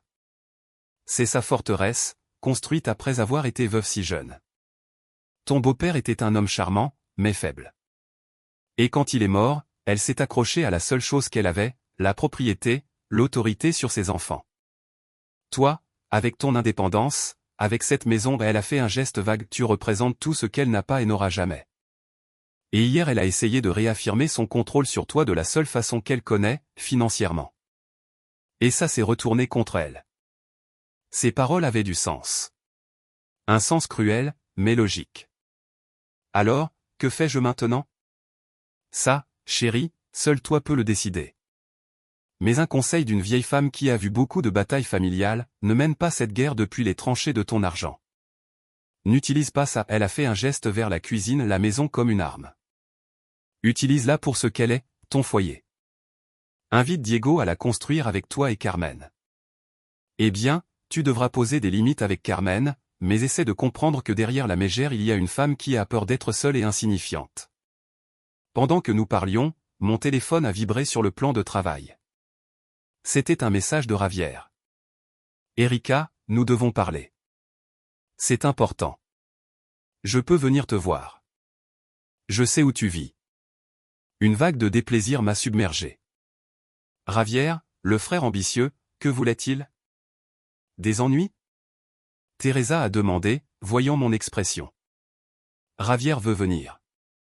Ses yeux habituellement calmes se sont légèrement durcis. Fais attention à Ravière. Erika est le fils préféré de Carmen. Non parce qu'elle l'aime plus, mais parce qu'il pense comme elle. Il est pratique, ambitieux, et voit des opportunités là où d'autres voient des problèmes. Et maintenant tu es une grande opportunité. Je ne vais pas lui donner d'argent, ai-je dit immédiatement, fermement. Ce n'est pas seulement l'argent, c'est l'influence. Les connexions, le prestige de ton nom. Ne sous-estime pas ce que les gens feraient pour les aguirre. Elle s'est levée. Je m'en vais. Tu dois gérer ça, mais souviens-toi, tu es plus forte que tu ne le penses. Ta mère t'a élevé pour ça. Et Diego, donne-lui du temps, mais ne lui donne pas tout le pouvoir. Tu souffres aussi. Elle m'a serré dans ses bras. Une étreinte chaude et ferme qui m'a réconforté. Immensément. Quand elle est partie, la maison est retombée dans un silence qui maintenant semblait un peu moins hostile. Ces paroles m'avaient donné un cadre pour comprendre le chaos, mais le message de Ravière était un nuage noir à l'horizon. J'ai décidé de ne pas répondre. Je ne lui devais aucune explication. Au lieu de cela, je suis monté à l'étage des chambres. J'avais choisi une plus petite, donnant sur la cour intérieure, pour dormir. Je ne me sentais pas le droit à la suite principale, énorme et froide. Je me suis allongé sur le lit défait, fixant le plafond. L'épuisement physique et émotionnel m'a submergé, et je me suis endormi d'un sommeil agité. Pendant que je dormais, Diego errait sans but à travers Madrid. Il avait quitté la demeure de Serrano l'âme brisée. Il marchait sans direction, ses pas le menant inconsciemment vers son atelier, un espace modeste dans le quartier de Malazana, où il peignait et donnait des cours occasionnels. En fermant la porte derrière lui, l'odeur familière de térébenthine, de peinture à l'huile et de poussière de bois lui a donné un faux sentiment de normalité. Ici il était, Diego Valverde, le peintre. Pas son mari héritier, pas le fils de Carmen, seulement lui, ses toiles et ses fantômes. Mais la normalité était une illusion. Il s'est affalé dans le vieux fauteuil délabré, couvert de taches de peinture, et a enfoui son visage dans ses mains. L'image d'Erika dans cet énorme salon, si vulnérable et pourtant si complètement en contrôle, brûlait dans son esprit. Elle lui avait menti pendant des années, chaque fois qu'il se plaignait du prix du loyer, chaque fois que sa mère faisait un commentaire sur l'avenir incertain des artistes, elle restait silencieuse, sachant qu'elle avait la solution juste là dans un tiroir de documents. La colère est revenue, chaude et amère, mais sous la colère gisait la peur. Peur d'avoir été un idiot. Peur que son amour, pur et simple, n'ait été pour elle qu'un caprice, une liaison avec un artiste bohème avant de retourner à son vrai monde de demeure et de trust. Et il y avait une autre émotion, plus honteuse, qui surgissait, une pointe de soulagement. Soulagement de ne plus jamais avoir à s'inquiéter. Plus pour l'argent, de pouvoir peindre ce qu'il voulait sans dépendre de la vente de peinture bâclée aux touristes. Cette pensée l'a fait se dégoûter de lui-même. Son téléphone a vibré. C'était sa mère. Le 10e appel et un message de Ravière. Frère, nous devons parler. Les choses avec Erika deviennent laides. Appelle-moi. Il a ignoré les deux. Il ne pouvait pas les gérer. Pas encore. Au lieu de cela, il a ouvert le navigateur de son téléphone et, avec des doigts maladroits, a tapé Aguirre, domaine. Les résultats lui ont coupé le souffle. Articles de la presse économique, posts sur des blogs mondains, nouvelles de vente aux enchères caritatives. Les Aguirre n'étaient pas simplement riches. Ils faisaient partie de cette aristocratie discrète et puissante qui possédait la moitié de la campagne d'Estrémadure et avait des participations dans des banques, des entreprises d'énergie et des entreprises de construction. La photo floue du mariage de ses parents que Lucia avait trouvée n'était que la pointe de l'iceberg. Erika n'avait pas seulement hérité d'une maison, elle avait hérité d'un héritage. Il a fermé les yeux. Que allait-il faire? Aller vivre avec elle. L'idée le faisait se sentir. Claustrophobie. Tout était trop grand, trop parfait, trop étranger pour rester avec sa mère. Ce serait une défaite, un retour à l'adolescence, et en plus, ce serait admettre que Carmen avait raison de rester ici dans son atelier. C'était une solution temporaire, comme celle d'un enfant en colère. Il n'avait pas de réponse, seulement des questions qui lui perçaient le cerveau et une douleur sourde dans la poitrine qui lui disait que malgré tout, il manquait à sa femme, l'Erika qu'il pensait connaître. Rue Velasquez, la frustration de Carmen mijotait. Diego ne répondait pas. Teresa était partie en ambassadrice de paix et n'était pas revenue, et Ravière était à la maison en train de parler au téléphone avec son contact au registre foncier, confirmant les détails. Oui, sans charge. Au nom d'Erika Aguirre Mendoza. Date d'acquisition, il y a 6 mois. Allez. Juste après le mariage, Ravière a raccroché et s'est tourné vers sa mère, qui buvait son 3e café noir comme si c'était de l'eau. Tu vois? Même le timing est calculé. Elle l'a épousé sans le lui dire et puis a mis la maison à son nom. Pourquoi? Pour le protéger d'elle, ou pour s'assurer que si quelque chose tourne mal, il ne touche à rien? Ils n'ont pas signé de contrat de mariage, a dit Carmen amèrement. Je l'ai suggéré, tu sais. Avant le mariage, j'ai dit à Diego que c'était la chose sensée à faire, mais il s'est fâché. Il a dit que c'était de la méfiance, que l'amour n'avait pas besoin de papier. Elle a laissé échapper un rire bref et dur. L'amour. Regarde où est son amour maintenant. Dans un Pantouse rue Serrano. Exactement. Ravière a dit, se frottant les mains. C'était un geste qu'il faisait quand il voyait une opportunité commerciale.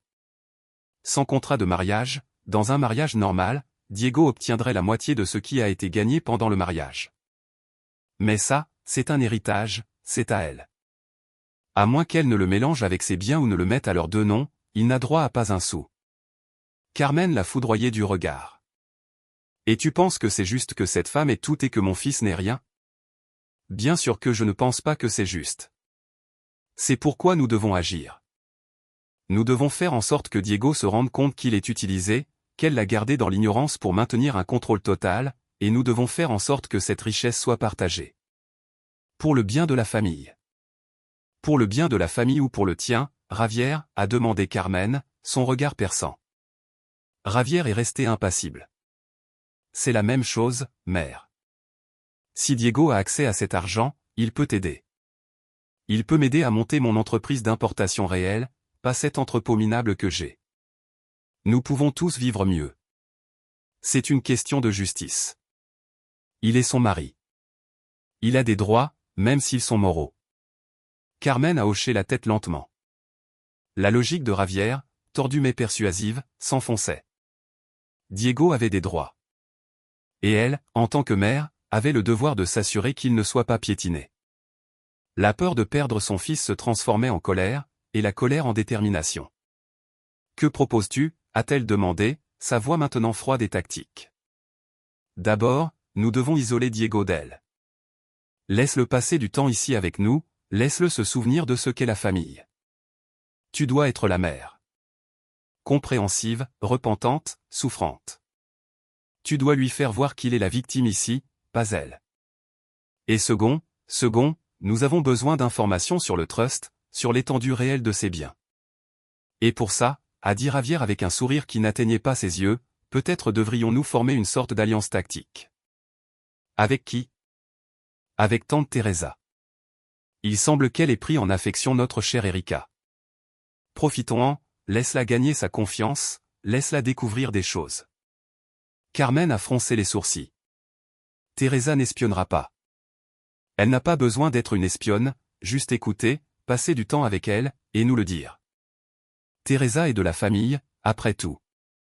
Sa loyauté devrait être avec nous, pas avec une nouvelle venue qui nous a menti. Carmen n'était pas entièrement convaincue, mais elle n'avait pas de meilleur plan. Elle a hoché la tête. D'accord. Je parlerai à Teresa. Toi continue à chercher des informations et trouve ton frère. Ramène-le à la maison. Je le ferai, a dit Javier, se levant. Laisse-moi m'occuper de mon frère. Toi inquiète-toi juste d'être la mère aimante et affligée. Quand Javier est parti, Carmen était seule dans son salon, trop bien rangé, trop silencieux. Elle a regardé leurs photos de mariage sur la cheminée. Là elle était, jeune et rayonnante, à côté d'un homme au sourire gentil. Il lui avait donné une vie confortable, mais jamais ce niveau de richesse. Et elle avait dû se débrouiller seule après. Elle avait lutté pour garder cet appartement, pour élever ses enfants décemment. Et maintenant cette fille, avec son coup de chance, voulait lui prendre son fils et peut-être, juste peut-être, elle avait droit à une part de cette richesse. Pour la justice, pour les années qu'elle avait lutté seule. L'idée plantée par Javier a commencé à prendre racine tordue et empoisonnée dans son cœur. Le départ n'était plus seulement une question de contrôle ou de l'amour d'un enfant, maintenant c'était aussi une question d'argent. Et Carmen Valverde, qui avait survécu au veuvage et à l'austérité, savait comment lutter pour l'argent. Elle l'avait fait toute sa vie. L'après-midi le soleil tombait sur Madrid, teinté d'un or froid, quand j'ai décidé que j'en avais assez de pleurer et d'attendre. La demeure, malgré sa splendeur, ressemblait à une cage dorée. Les paroles de Teresa résonnaient dans mon esprit, ne mène pas cette guerre depuis les tranchées de ton argent. Elle avait raison. J'avais réagi, j'avais contre-attaqué, mais maintenant j'avais besoin de prendre une action délibérée. Et ça commençait par Diego. Je ne pouvais pas laisser la distance et le poison de sa famille suppurer. Je me suis habillé avec détermination, choisissant une robe noire simple, rien de prétentieux. Je ne voulais pas l'intimider, je voulais juste parler à mon mari. J'ai pris mon sac et mes clés, et quand j'ai ouvert la porte, je me suis retrouvé face à lui. Diego se tenait là sur le palier, la main levée comme s'il était sur le point de sonner. Il semblait aussi surpris que moi. Il portait les mêmes vêtements froissés, mais il avait l'air plus calme, bien qu'avec une profonde tristesse gravée dans ses yeux. « Erika » a-t-il dit, baissant la main. « Je venais te chercher » ai-je répondu, ma voix un murmure. « Je te verrai. » Il a fait une pause, prenant une profonde inspiration. « Nous pouvons entrer. » J'ai hoché la tête et j'ai reculé pour le laisser entrer. Cette fois son regard n'était pas d'émerveillement vide, mais d'observation plus sereine. Il a marché jusqu'au salon et s'est arrêté devant les fenêtres, contemplant le parc. « C'est beau » a-t-il enfin dit, sans se retourner. « Et tu as raison, ça n'a pas d'âme, mais ça pourrait. » Mon cœur a fait un bond. Diego s'est retourné. J'ai passé toute la journée à penser, à me mettre en colère, à me sentir comme un idiot, un pauvre diable, un chasseur de fortune sans fortune à chasser. Une grimace tordue a traversé son visage. Et puis j'ai pensé à toi, l'Erika que je connais, celle qui s'excite pour une peinture laide dans une galerie minable, celle qui rit quand elle brûle sa tortilla, celle qui m'a serré dans ses bras le jour où ma première peinture importante ne s'est pas vendue. Cette femme n'est pas une fraude, elle est réelle. Les larmes ont brouillé ma vision. Elle est la seule femme qu'il y a. Je le sais. Je le sais maintenant. Il s'est approché lentement. Mais tu m'as fait mal, Erika. Profondément. Je ne me sentais pas ton partenaire. Je me sentais ton secret, comme quelque chose qui devait être protégé de la réalité de qui tu es. Ce n'était pas ça, ai-je protesté, mais moins fortement. Parce que peut-être dans un coin sombre il y avait un grain de vérité dans ses paroles. Peut-être pas, mais l'effet était le même. Il s'est arrêté à 1 mètre de moi.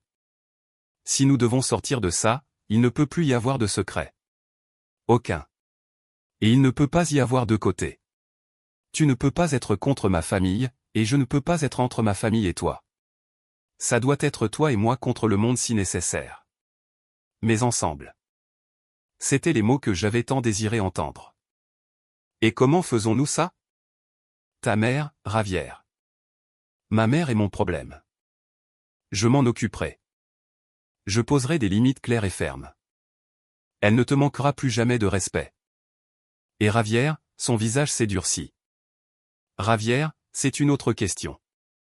Je sais qu'il t'a contacté. Fais attention à lui, Erika. Mon frère peut sentir l'opportunité à des kilomètres. Je ne prévois pas de lui donner un seul euro. Ce n'est pas seulement l'argent, c'est l'influence. Le statut. Ton nom ouvre des portes qu'il essaie d'enfoncer depuis des années. Soupir. Es-tu sûr de vouloir ça? Que veux-tu essayer? Avec moi, avec tout ce bazar. J'ai regardé autour de moi, la maison froide et parfaite, et puis lui, imparfait, blessé, réel. Mon foyer n'était pas dans ses murs. Mon foyer était partout où il était. Je suis sûr, ai-je dit fermement. Mais pas ici. Pas encore. Cette maison fait peur, elle nous submerge. On peut aller quelque part? Juste toi et moi. Parlons, rappelons-nous qui nous étions avant que tout ne tourne mal. Un sourire sincère, le premier depuis ce qui semblait une éternité, est apparu sur ses lèvres. Oui, s'il te plaît, quittons ce musée. Nous sommes partis ensemble et quand j'ai fermé la porte j'ai ressenti un immense soulagement. Nous avons erré sans but, comme nous le faisions au début, et avons fini dans un salon de thé minable mais douillet de la rue Huerta, plein d'étudiants et de gens colorés. Là, entre des tasses de thé, nous avons commencé à parler vraiment. Je lui ai tout raconté, les souhaits de ma mère, ma peur, ma stupidité. Il m'a parlé de sa colère, de son humiliation, de sa peur de ne pas être à la hauteur. C'était douloureux, mais c'était une douleur purifiante, comme désinfecter une plaie. Entre-temps, rue Velasquez, la stratégie familiale s'effondrait. Carmen, suivant le scénario de Ravière, avait appelé Teresa pour lui demander de sonder Erika. La réponse de sa belle-sœur l'a laissé figée. Non, Carmen, a dit Teresa avec un calme ferme. Je ne vais pas espionner cette fille pour toi. Ce que tu dois faire, c'est t'excuser auprès d'elle. Sérieusement, ou tu perdras ton enfant. Et je te dis ça en tant que quelqu'un qui a perdu mon mari parce que je ne savais pas quand me taire et quand m'excuser. Tu ne comprends pas, a crié Carmen, au bord des larmes de frustration. Il me l'enlève. Tu le pousses, a répondu Teresa et elle a raccroché. Ravière, pour sa part, était allé à l'atelier de Diego et ne l'avait pas trouvé. Furieux, il avait appelé son téléphone encore et encore jusqu'à ce que Diego, pendant une pause dans le salon de thé, l'éteigne. C'est Ravière, a-t-il dit avec lassitude. Il doit être furieux. Que veut-il? La même vieille histoire. Profitez. Ne fais pas attention à lui, Erika. Promets-le-moi. Je te le promets. Mais Ravière n'était pas un homme qui abandonnait facilement. Incapable de trouver son frère, il a pris une décision. Si la montagne ne vient pas à Mahomet, il a cherché l'adresse de la galerie où Erika travaillait. Il n'irait pas à la demeure, ce serait trop évident. Il l'approcherait sur son terrain neutre. Là il pensait, il pourrait lui parler sans l'influence de Diego. Notre trêve au salon de thé a duré quelques heures précieuses. Nous n'avons pas tout réparé, loin de là, mais nous avons ouvert une porte que nous pensions scellée. Quand nous sommes sortis, il faisait déjà nuit et Diego m'a accompagné jusqu'à la porte de la rue Serrano. Il n'est pas entré. Je vais chez ma mère, a-t-il dit, remarquant mon expression d'inquiétude immédiate. Pour lui parler, pour poser nos cartes sur la table, comme nous l'avons fait. C'est le moment. Tu veux que je vienne avec toi? Il a secoué la tête. C'est une conversation que je dois avoir seule, mais après j'aimerais venir ici et dormir sur le canapé si nécessaire, ou dans cette petite chambre que tu as mentionnée. Pour commencer, le lit est grand, ai-je murmuré, rougissant malgré tout. Il a souri, un peu triste, un peu plein d'espoir. Un pas à la fois. D'accord, mais j'aimerais rester. Il m'a embrassé. C'était un baiser prudent, plein de questions sans réponse, mais aussi d'une promesse. Puis elle est partie et je suis monté à la maison avec un cœur considérablement plus léger. Le lendemain je suis allé au travail. J'avais besoin de normalité, de la routine de la galerie, de l'odeur du papier et de la peinture fraîche. Ma patronne, Sylvia, une femme d'une 60aine d'années au goût impeccable et zéro patience pour le drame, m'a salué avec un sourcil levé. Je pensais que tu serais en lune de miel à organiser ton palais, a-t-elle dit, me tendant une pile de catalogues. J'avais besoin de travailler, ai-je répondu simplement. Bien. Le désordre émotionnel est mauvais pour les affaires. Nous parlons d'art ici, pas de soap-opéra. Mais son regard était un peu plus doux que d'habitude. La matinée s'est passée calmement, en servant quelques clients, en vérifiant des factures pour des envois. Vers midi, la petite clochette de la porte a retenti et Javier est entré. Mon corps s'est immédiatement tendu. Il était bien habillé avec un sourire qui essayait d'être amical, mais qui n'atteignait pas ses yeux froids et calculateurs. Erika, quelle joie de te voir ici dans ton élément. Javier, qu'est-ce qui t'amène ici? Je ne me souviens pas que tu t'intéresses à l'art contemporain. C'est toujours un bon moment pour commencer, a-t-il dit avec une fausse jovialité, faisant le tour de la galerie avec un regard qui évaluait le prix des œuvres plus que leur valeur artistique. De plus, je voulais te parler seul, sans interférence familiale. Tout ce que tu as à me dire, tu peux me le dire ici. Il s'est approché, baissant la voix. C'est à propos de Diego et de ta situation. Je pense que nous pouvons nous entraider. Je n'ai rien dit, me contentant de l'observer les bras croisés. Mon silence l'a encouragé à continuer. Regarde, Erika, je sais qu'il y a eu des malentendus. Ma mère peut être stricte, mais elle veut seulement ce qu'il y a de mieux pour Diego. Et maintenant avec ta nouvelle situation, nous sommes tous un peu perdus. Diego est confus, blessé. Il a fait une pause dramatique. Il a peur de ne pas être à la hauteur de tes standards. J'ai peur que ça mette fin à ton mariage. Ces paroles étaient calculées pour frapper exactement là où ça faisait le plus mal.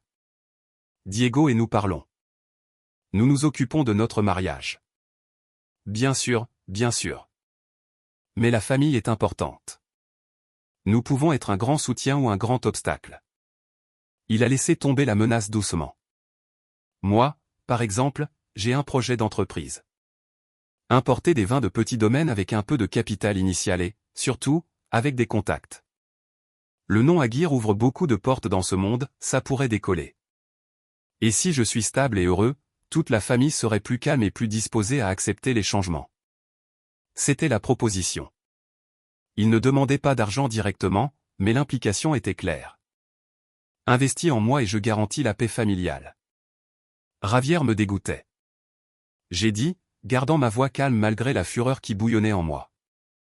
Je ne vais pas te donner d'argent, ni utiliser le nom de ma mère pour faire des affaires avec toi. Ma relation avec Diego n'est pas une transaction commerciale, et mes biens ne sont pas un fonds commun auquel la famille Valverde peut accéder en échange de sympathie. Son sourire a disparu, remplacé par un masque de froideur. Oh, quel dommage. Je pensais que tu étais plus intelligente. Regarde, Erika, tu n'es pas en position d'agir si hautaine. Tu es entrée dans cette famille en mentant. Ça t'affaiblit. Diego pourrait être intéressé de savoir, par exemple, que ton avocate, cette Martha, enquête sur comment protéger ton héritage en cas de possible, comment ça s'appelle, oh, oui, divorce. C'était un mensonge flagrant et empoisonné, mais elle l'a dit avec une telle conviction que je savais que c'était le genre de rumeur qu'elle répandrait sans hésiter. Sors d'ici, Javier, ai-je dit, pointant la porte d'un doigt qui tremblait légèrement de colère. Tout ce que tu veux, mais réfléchis à ce que je t'ai dit. La famille est pour toujours, et sans nous tu finiras seul dans ta énorme demeure avec tout ton argent et personne avec qui le partager. Il s'est retourné et est parti, laissant un arrière-goût amer dans l'air. Je me suis appuyé contre le comptoir, prenant une profonde inspiration. J'avais sous-estimé la perversité de Javier. Ce n'était pas seulement de l'ambition, c'était de la cruauté. Cette nuit-là, quand Diego est venu à la maison de Serrano, il est arrivé avec un visage marqué par la fatigue, mais avec une certaine détermination. J'ai parlé avec ma mère, a-t-il dit pendant que nous nous asseyions dans la cuisine pour manger une tortilla que nous avions faite ensemble, tordue et délicieuse. Je lui ai dit que je déménageais ici avec toi, que c'est ma maison maintenant aussi, si tu le permets, et que je ne tolérerai plus un mot contre toi. Elle a commencé à pleurer, disant que je l'abandonnais, que tu étais une chercheuse d'or. C'était dur. Je suis désolé, ai-je murmuré, prenant sa main. Ne le sois pas, il fallait le faire. Elle a pris une bouchée de tortilla. Mais y a-t-il autre chose? Javier était là à la fin, essayant de me tirer dehors. Demandant sur tes finances, tes plans, elle m'a fait un long discours sur l'unité familiale, sur comment nous ne devrions pas laisser l'argent nous déchirer. C'était dégoûtant. Il est venu me voir à la galerie, ai-je alors avoué, et je lui ai raconté la conversation, la proposition voilée, la menace voilée. Le visage de Diego s'est assombri. Il t'a menacé plus ou moins. Il a dit qu'il pouvait te faire croire que Martha préparait des papiers de divorce. Diego a lâché un juron sec et fort. C'est idiot. Ne fais pas attention à lui, Erika. Ne lui donne même pas une seconde de ton attention. Je vais lui parler demain et lui mettre les points sur les i. Non, s'il te plaît, je ne veux plus de dispute. Nous en avons eu assez. Ce n'est pas une dispute, c'est poser une limite à mon frère. Son regard était ferme. Toi et moi contre le monde, mais ensemble. Et ça inclut gérer mon frère et ses manigances. J'ai regardé dans ses yeux, voyant la détermination, l'amour, et la pure rage, non contre moi, mais en ma faveur. Pour la première fois depuis ce maudit dîner, j'ai senti que nous étions une vraie équipe. Je promets, ai-je dit. Et cette nuit pour la première fois nous avons dormi ensemble dans la demeure, pas dans la suite principale, mais dans la petite chambre, enlacés, écoutant les bruits inhabituels de la grande maison, commençant lentement à la transformer en foyer.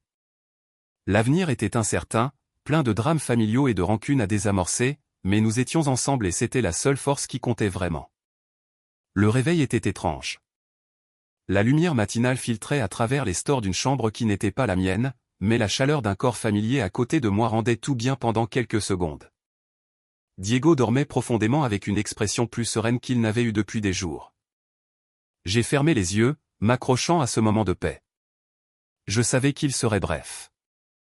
Martha a appelé pendant que nous faisions du café dans l'énorme cuisine, qui commençait à se sentir un peu moins hostile. Bonjour.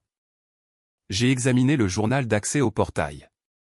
Javier Valverde a essayé d'entrer hier soir à 22h17. L'interphone a enregistré sa tentative, mais comme il n'avait pas de code, il n'a pas pu entrer. Mon sang s'est glacé. Il était ici à la porte. Il semble que oui. Probablement après t'avoir vu à la galerie. Il voulait continuer la conversation. Je te suggère de changer les codes d'accès et les instructions à l'entreprise de sécurité. Il n'est pas sur la liste autorisée, mais mieux vaut prévenir que guérir. Fais-le, ai-je dit sans hésiter. L'invasion m'a mise en colère, mais elle m'a aussi effrayé. Y a-t-il autre chose? Oui.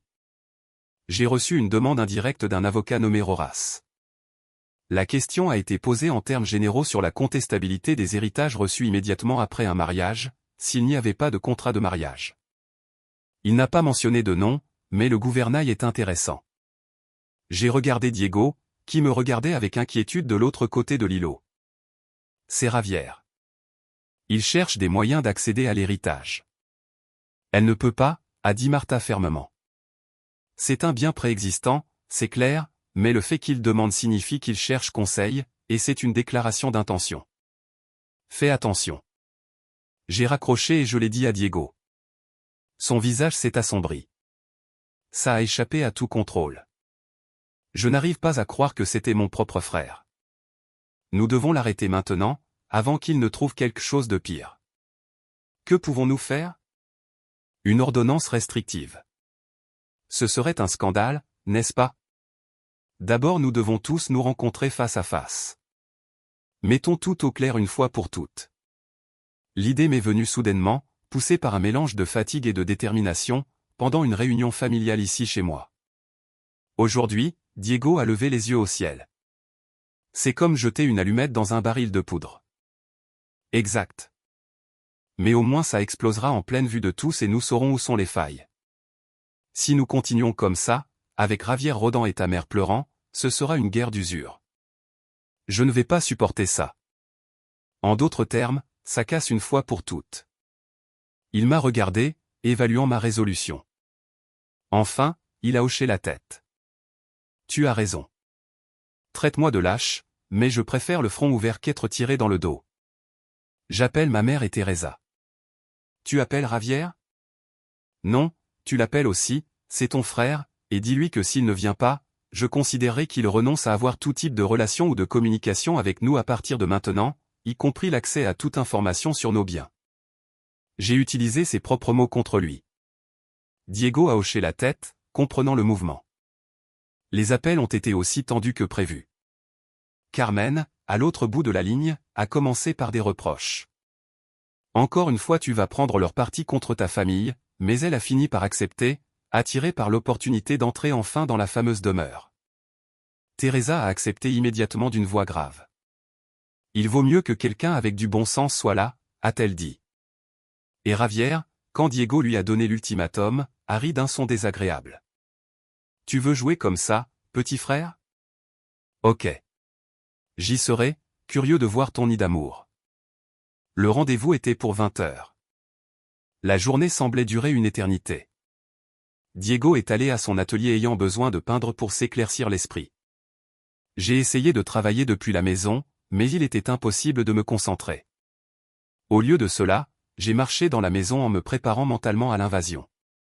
Ce n'était pas seulement un espace physique, c'était mon territoire et ce soir je devrais le défendre. À 19h30, Diego est revenu.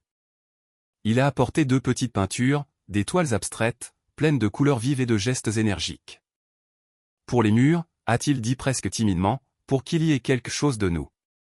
C'était le plus beau geste qu'il pouvait faire. Nous en avons accroché une dans l'entrée et une autre dans la cuisine. Soudain la maison respirait différemment. À 20 heures précises, la sonnette a retenti. C'était Teresa, impeccable comme toujours, avec un bouquet de fleurs de saison. Pour l'hôtesse, a-t-elle dit, son sourire un soutien tacite. Quelques minutes plus tard, Carmen est arrivée. Je l'ai vue à travers l'interphone vidéo ajustant son pull tricoté, regardant la façade avec un mélange de dédain et d'empressement. En montant dans l'ascenseur, elle gardait le dos droit. Mais ses yeux ne pouvaient s'empêcher de s'agrandir en entrant dans l'entrée. Elle a balayé tout d'un regard rapide et professionnel, évaluant, comparant, et se trouvant sans doute désavantagée. Elle n'a pas dit bonjour, juste hoché la tête. Ravière était le dernier. Il est arrivé avec un sourire de loup, vêtu d'un costume bien trop tape à accent grave-l'œil pour l'occasion. Waouh, impressionnant, Erika. Mes félicitations, Diego. Frère, on dirait que tu as atterri sur tes pieds. Assieds-toi, Ravière, a dit Diego sans le saluer. Son ton était sec. Nous nous sommes assis dans le salon. L'espace était si grand que le groupe semblait perdu.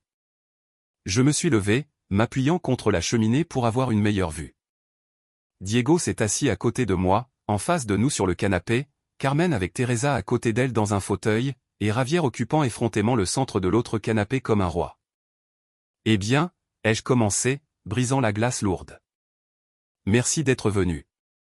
Je pense que nous en avons tous assez des malentendus et des demi-vérités, donc j'ai pensé qu'il valait mieux tout clarifier une fois pour toutes ici, où nous pouvons tous voir et entendre. Une excellente idée, a dit Ravière, se frottant les mains. Transparence, c'est ce qui manque à notre famille. Tais-toi, Ravière, a dit Carmen de manière inattendue. Nous nous sommes tous tournés pour la regarder. Elle était pâle, mais elle avait les yeux fixés sur moi. Erika a raison. C'est intenable. Je suis venu ici pour écouter. Ravière a lancé à sa mère un regard de surprise et d'avertissement, mais elle l'a ignoré. Bien, ai-je continué. Commençons par le début. Oui, je suis Erika Aguirre Mendoza. J'ai hérité de cette maison et d'autres biens de ma mère, qui est morte il y a 2 ans. Je ne l'ai pas dit à Diego avant-après le mariage. C'était une erreur, une grosse erreur. Je l'ai reconnu et je me suis excusé. Il a décidé de me pardonner et de donner une autre chance à notre mariage. Cette affaire, donc, est entre nous.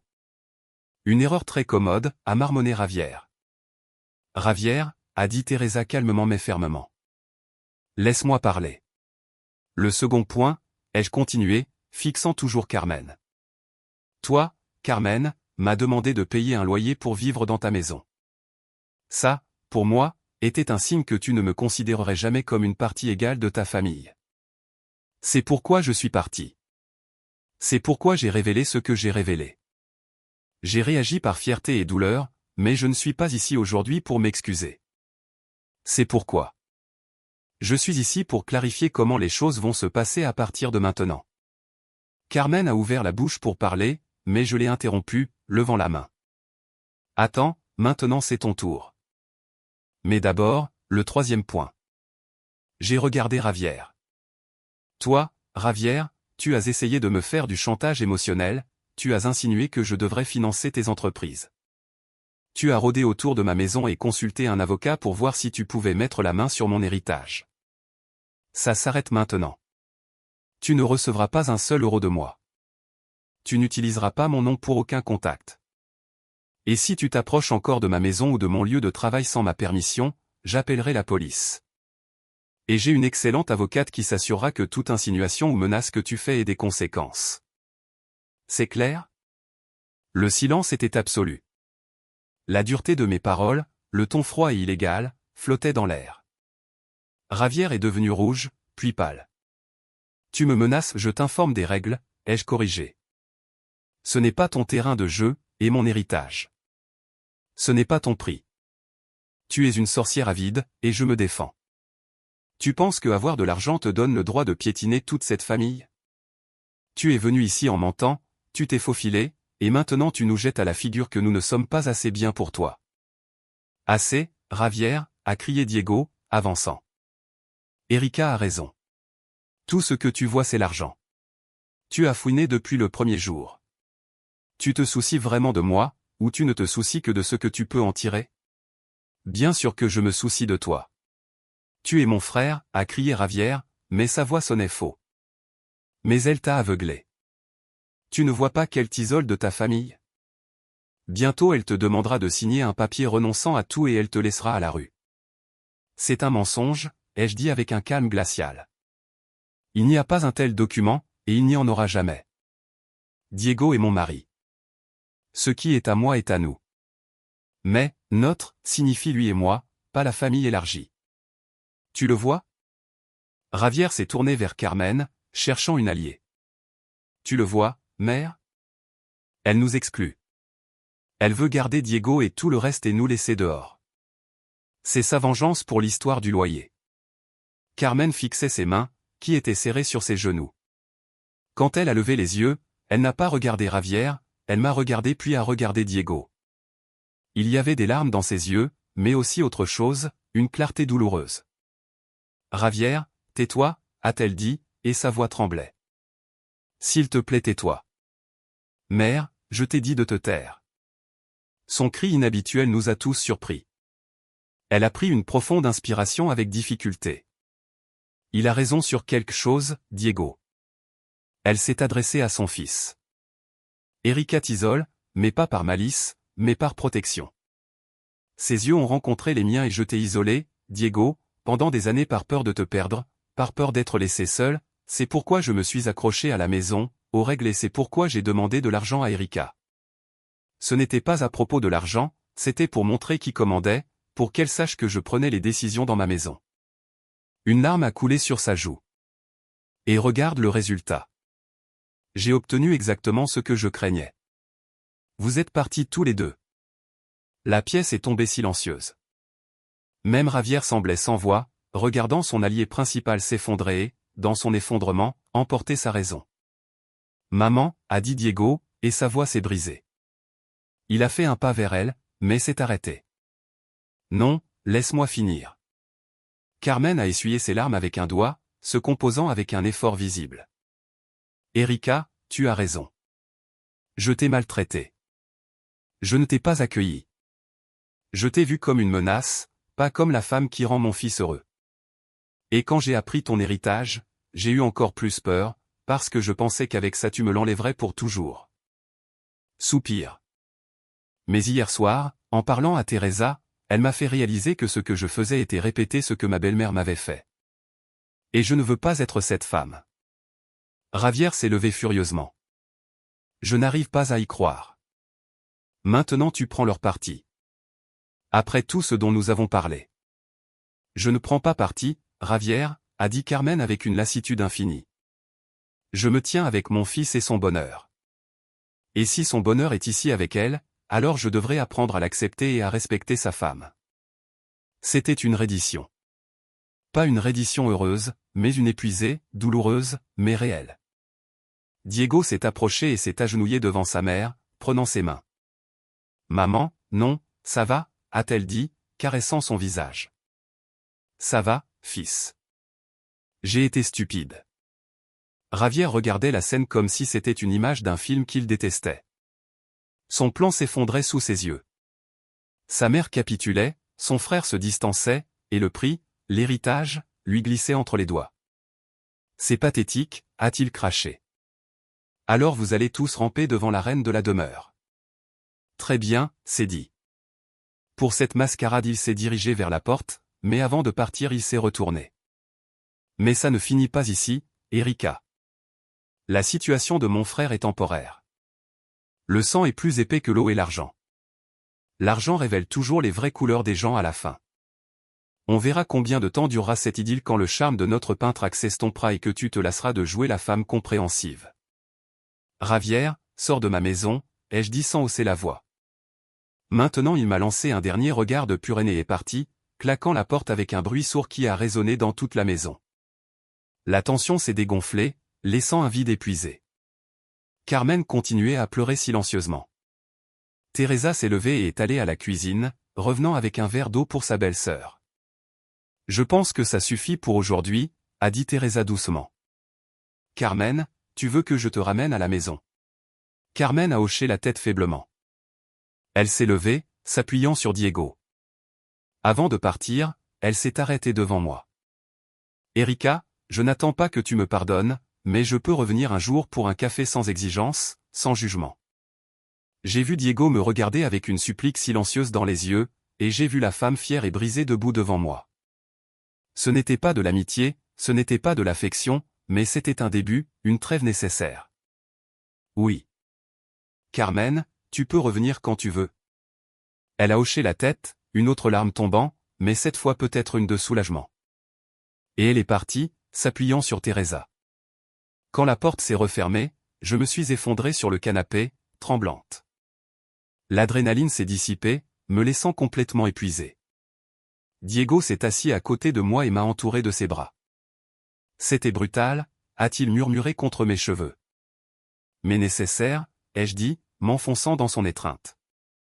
Je ne m'y attendais pas non plus de ta mère, mais je pense que pour la première fois elle a vraiment parlé sans le poison de Javier dans l'oreille.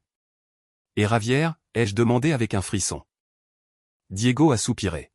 « Javier, c'est une autre guerre, mais au moins maintenant nous sommes avertis et nous sommes ensemble. » Ensemble, ai-je répété, et cette fois le mot avait un goût de victoire. Pas une victoire sur quelqu'un, mais une victoire pour nous. Nous avions traversé le feu de la confrontation directe et émergé de l'autre côté, blessés, épuisés, mais vivants et ensemble. La demeure était encore énorme et froide, mais cette nuit-là, avec Diego à mes côtés et le fantôme de Javier parti, au moins temporairement, elle a commencé à ressembler un peu plus à ce qu'elle était censée être, un refuge, pas un champ de bataille. La guerre familiale n'était pas terminée, mais nous avions gagné la bataille décisive, au moins. 6 mois plus tard, le printemps madrilène s'épanouissait glorieusement sur le parc du Retiro, son souffle de verdure fraîche entrait par les portes ouvertes de la terrasse. La demeure de la rue Serrano n'était plus un musée. Elle sentait le café fraîchement moulu, la peinture à l'huile et la térébenthine, et les plants de basilic que Diego avait plantés dans des pots près de la balustrade. Ces peintures n'étaient pas seulement accrochées au mur, elles étaient appuyées contre le sol, à moitié finies, à côté de journaux tachés de peinture. Mes livres étaient empilés sur les tables. Il y avait une couverture froissée sur le canapé et 2 tasses de petit déjeuner sales dans la cuisine. C'était un chaos glorieux. C'était la vie. Diego, assis à la table de la terrasse avec un croquis, a levé les yeux et a souri en me voyant appuyé contre l'encadrement de la porte. « Quoi ? » ?»« Rien. J'aime juste te voir ici. »« C'est ma maison, » a-t-il dit. Et cette fois le mot ne portait aucune trace de doute ou d'ironie. C'était une déclaration simple et complète. Les mois suivant la réunion familiale explosive n'avaient pas été faciles, mais ils avaient été clairs. Nous avions établi des limites d'acier avec Ravière. Après son éclat de colère, il avait essayé une dernière fois. Le mouvement était d'envoyer son avocat, Monsieur Horace, avec une lettre suggérant une médiation familiale pour éviter d'autres problèmes et assurer l'harmonie et le soutien mutuel, ce qui en pratique était une demande voilée d'argent. Martha a répondu avec une lettre plus ferme, avertissant d'action légale pour harcèlement et diffamation s'il persistait. Ravière, se voyant sans le soutien de sa mère et face au risque réel d'un procès qu'il ne pouvait pas se permettre, a reculé. Il a arrêté d'appeler. Nous avons appris de Teresa qu'il avait obtenu un prêt bancaire pour son entreprise d'importation à un taux d'intérêt exorbitant. C'était son chemin. Nous avions coupé le nôtre. Carmen, pour sa part, a tenu parole. Elle est venue pour un café. Un après-midi maladroit et silencieux, où seule Teresa parlait, puis un autre où elle a timidement demandé des nouvelles des peintures de Diego. Petit à petit, la glace a commencé à fondre, non dans un torrent d'affection, mais dans un lent filet de respect et de distance prudente. Elle a appris à appeler avant de venir, à s'abstenir de commenter la décoration ou nos décisions. Un jour elle a trouvé un album photo de ma mère, regardant la table et y jetant un coup d'œil, a-t-elle dit sans me regarder, elle était très belle et très élégante. Il est clair qu'elle t'aimait beaucoup. C'était le premier compliment désintéressé qu'elle m'ait jamais fait. Un petit miracle. La vraie surprise est venue plus tard. Un après-midi pluvieux, Carmen est arrivée avec un récipient Tupperware de lentilles. J'en ai fait trop, a-t-elle murmuré, évitant notre regard. C'étaient les lentilles que Diego aimait. Nous les avons mangées tous les trois dans la grande cuisine et pour la première fois la conversation a coulé facilement, parlant du temps, d'une exposition au Reina Sofia, de combien les tomates étaient chères. C'était la normalité, une chose précieuse et fragile que nous chérissions tendrement. Aujourd'hui, cependant, était un jour spécial. Nous avions invité Carmen et Teresa pour le déjeuner. Ce n'était pas un acte de réconciliation, parce que cette paix, bien que tendue, avait déjà été atteinte. C'était plus une célébration de la nouvelle normalité et des nouvelles que Diego et moi gardions depuis une semaine et que nous avions décidé de partager. Carmen est arrivée à l'heure avec un bouquet de lys. Teresa, quelques minutes plus tard avec une tarte aux pommes maison. L'atmosphère était détendue, même joyeuse. Diego a servi le vin pendant que je finissais de dresser la paella. Cette maison est belle, a dit Teresa, regardant autour d'elle avec approbation. Elle a une âme maintenant. Il est clair que vous y vivez. C'est qu'Erika a laissé ce peintre désastreux tout prendre en main. Diego a plaisanté, m'entourant la taille de son bras. Carmen a souri, un petit mais sincère sourire. C'était toujours un désastre, mais c'est son désastre. C'était le moment. Diego et moi avons échangé un regard. Il a hoché la tête presque imperceptiblement. Carmen, Teresa, nous avons quelque chose à vous dire. J'ai commencé en posant la cuillère en bois. J'ai essuyé mes mains sur mon tablier, soudain nerveuse. Quelque chose de bien. Les deux femmes nous ont regardés avec expectative. Carmen a retenu son souffle. Diego a pris ma main. Nous allons être parents. Erika est enceinte. Le silence qui a suivi était bref, mais lourd. Teresa a laissé échapper un petit cri de joie et s'est levée pour nous serrer dans ses bras. Félicitations. Quelle merveilleuse nouvelle. Carmen, en revanche, était restée immobile. Son visage était un tourbillon d'émotions, surprise, incrédulité, joie, et une peur terrible de gâcher le moment. Ses yeux se sont remplis de larmes. Mère, a dit Diego doucement. Un enfant a réussi à parler, sa voix se brisant. Vraiment, vraiment, ai-je confirmé, sentant l'émotion me serrer la gorge. Nous en sommes à la 7e semaine, tout va bien. Carmen s'est alors levée, vacillant un peu. Elle n'est pas venue m'enlacer. Elle s'est approchée de Diego et a pris son visage dans ses mains, le fixant intensément. Mon enfant, a-t-elle murmuré. Puis elle s'est tournée vers moi. Les larmes coulaient librement sur ses joues, mais elle ne faisait aucun effort pour les retenir. Erika, merci. Non, a-t-elle dit félicitations. Elle a dit merci. Et dans ce mot il y avait tout le parcours des derniers mois, reconnaissance, respect, acceptation. Elle était reconnaissante que je lui ai donné un petit-fils. Elle était reconnaissante que je lui ai permis de rester dans la vie de son fils. Peut-être était-elle reconnaissante pour la seconde chance qu'elle ne pensait jamais mériter. Il n'y a pas besoin de dire merci, ai-je dit. Et puis j'ai ouvert mes bras.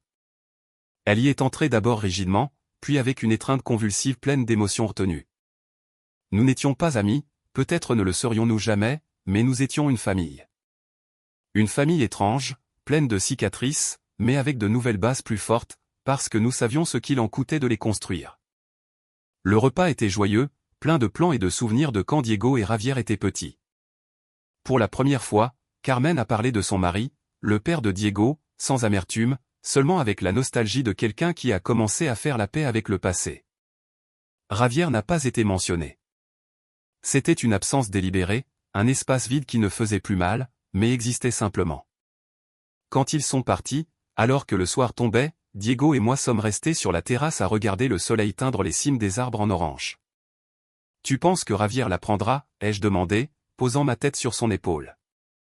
Madrid est probablement un petit endroit, mais ça n'a plus d'importance. Il a choisi son chemin. Il a passé son bras autour de moi, posant sa main à plat sur mon ventre. C'est notre chemin plein de peinture, de couches, et ta mère agissant comme une grand-mère autoritaire. Bien sûr. J'ai ri. Et le tien aussi. Je l'espère, a-t-il dit, et sa voix était douce. Je l'espère. J'avais gagné beaucoup de choses ces derniers mois. J'avais gagné mon espace, ma dignité, mon mariage renforcé. Mais en regardant en arrière, peut-être que la chose la plus précieuse n'était pas gagnée, mais lâcher prise. Lâcher prise sur le besoin d'approbation, la peur du conflit, l'idée que pour être heureuse je devais être aimée de tous. Maintenant j'avais celui qui comptait.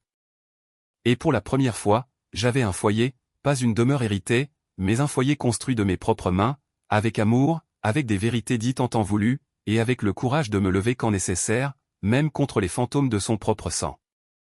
La nuit commençait à tomber sur Madrid. À l'intérieur de la maison, dans le salon, la peinture que Diego avait peinte pour moi, un portrait abstrait de nous deux, avec des touches de pinceau doré sur un fond bleu profond, brillait dans la dernière lumière. Dehors la ville animée, indifférente et magnifique. Mais ici, sur notre terrasse, avec l'avenir grandissant en moi et l'homme que j'aimais à mes côtés, il n'y avait que la paix.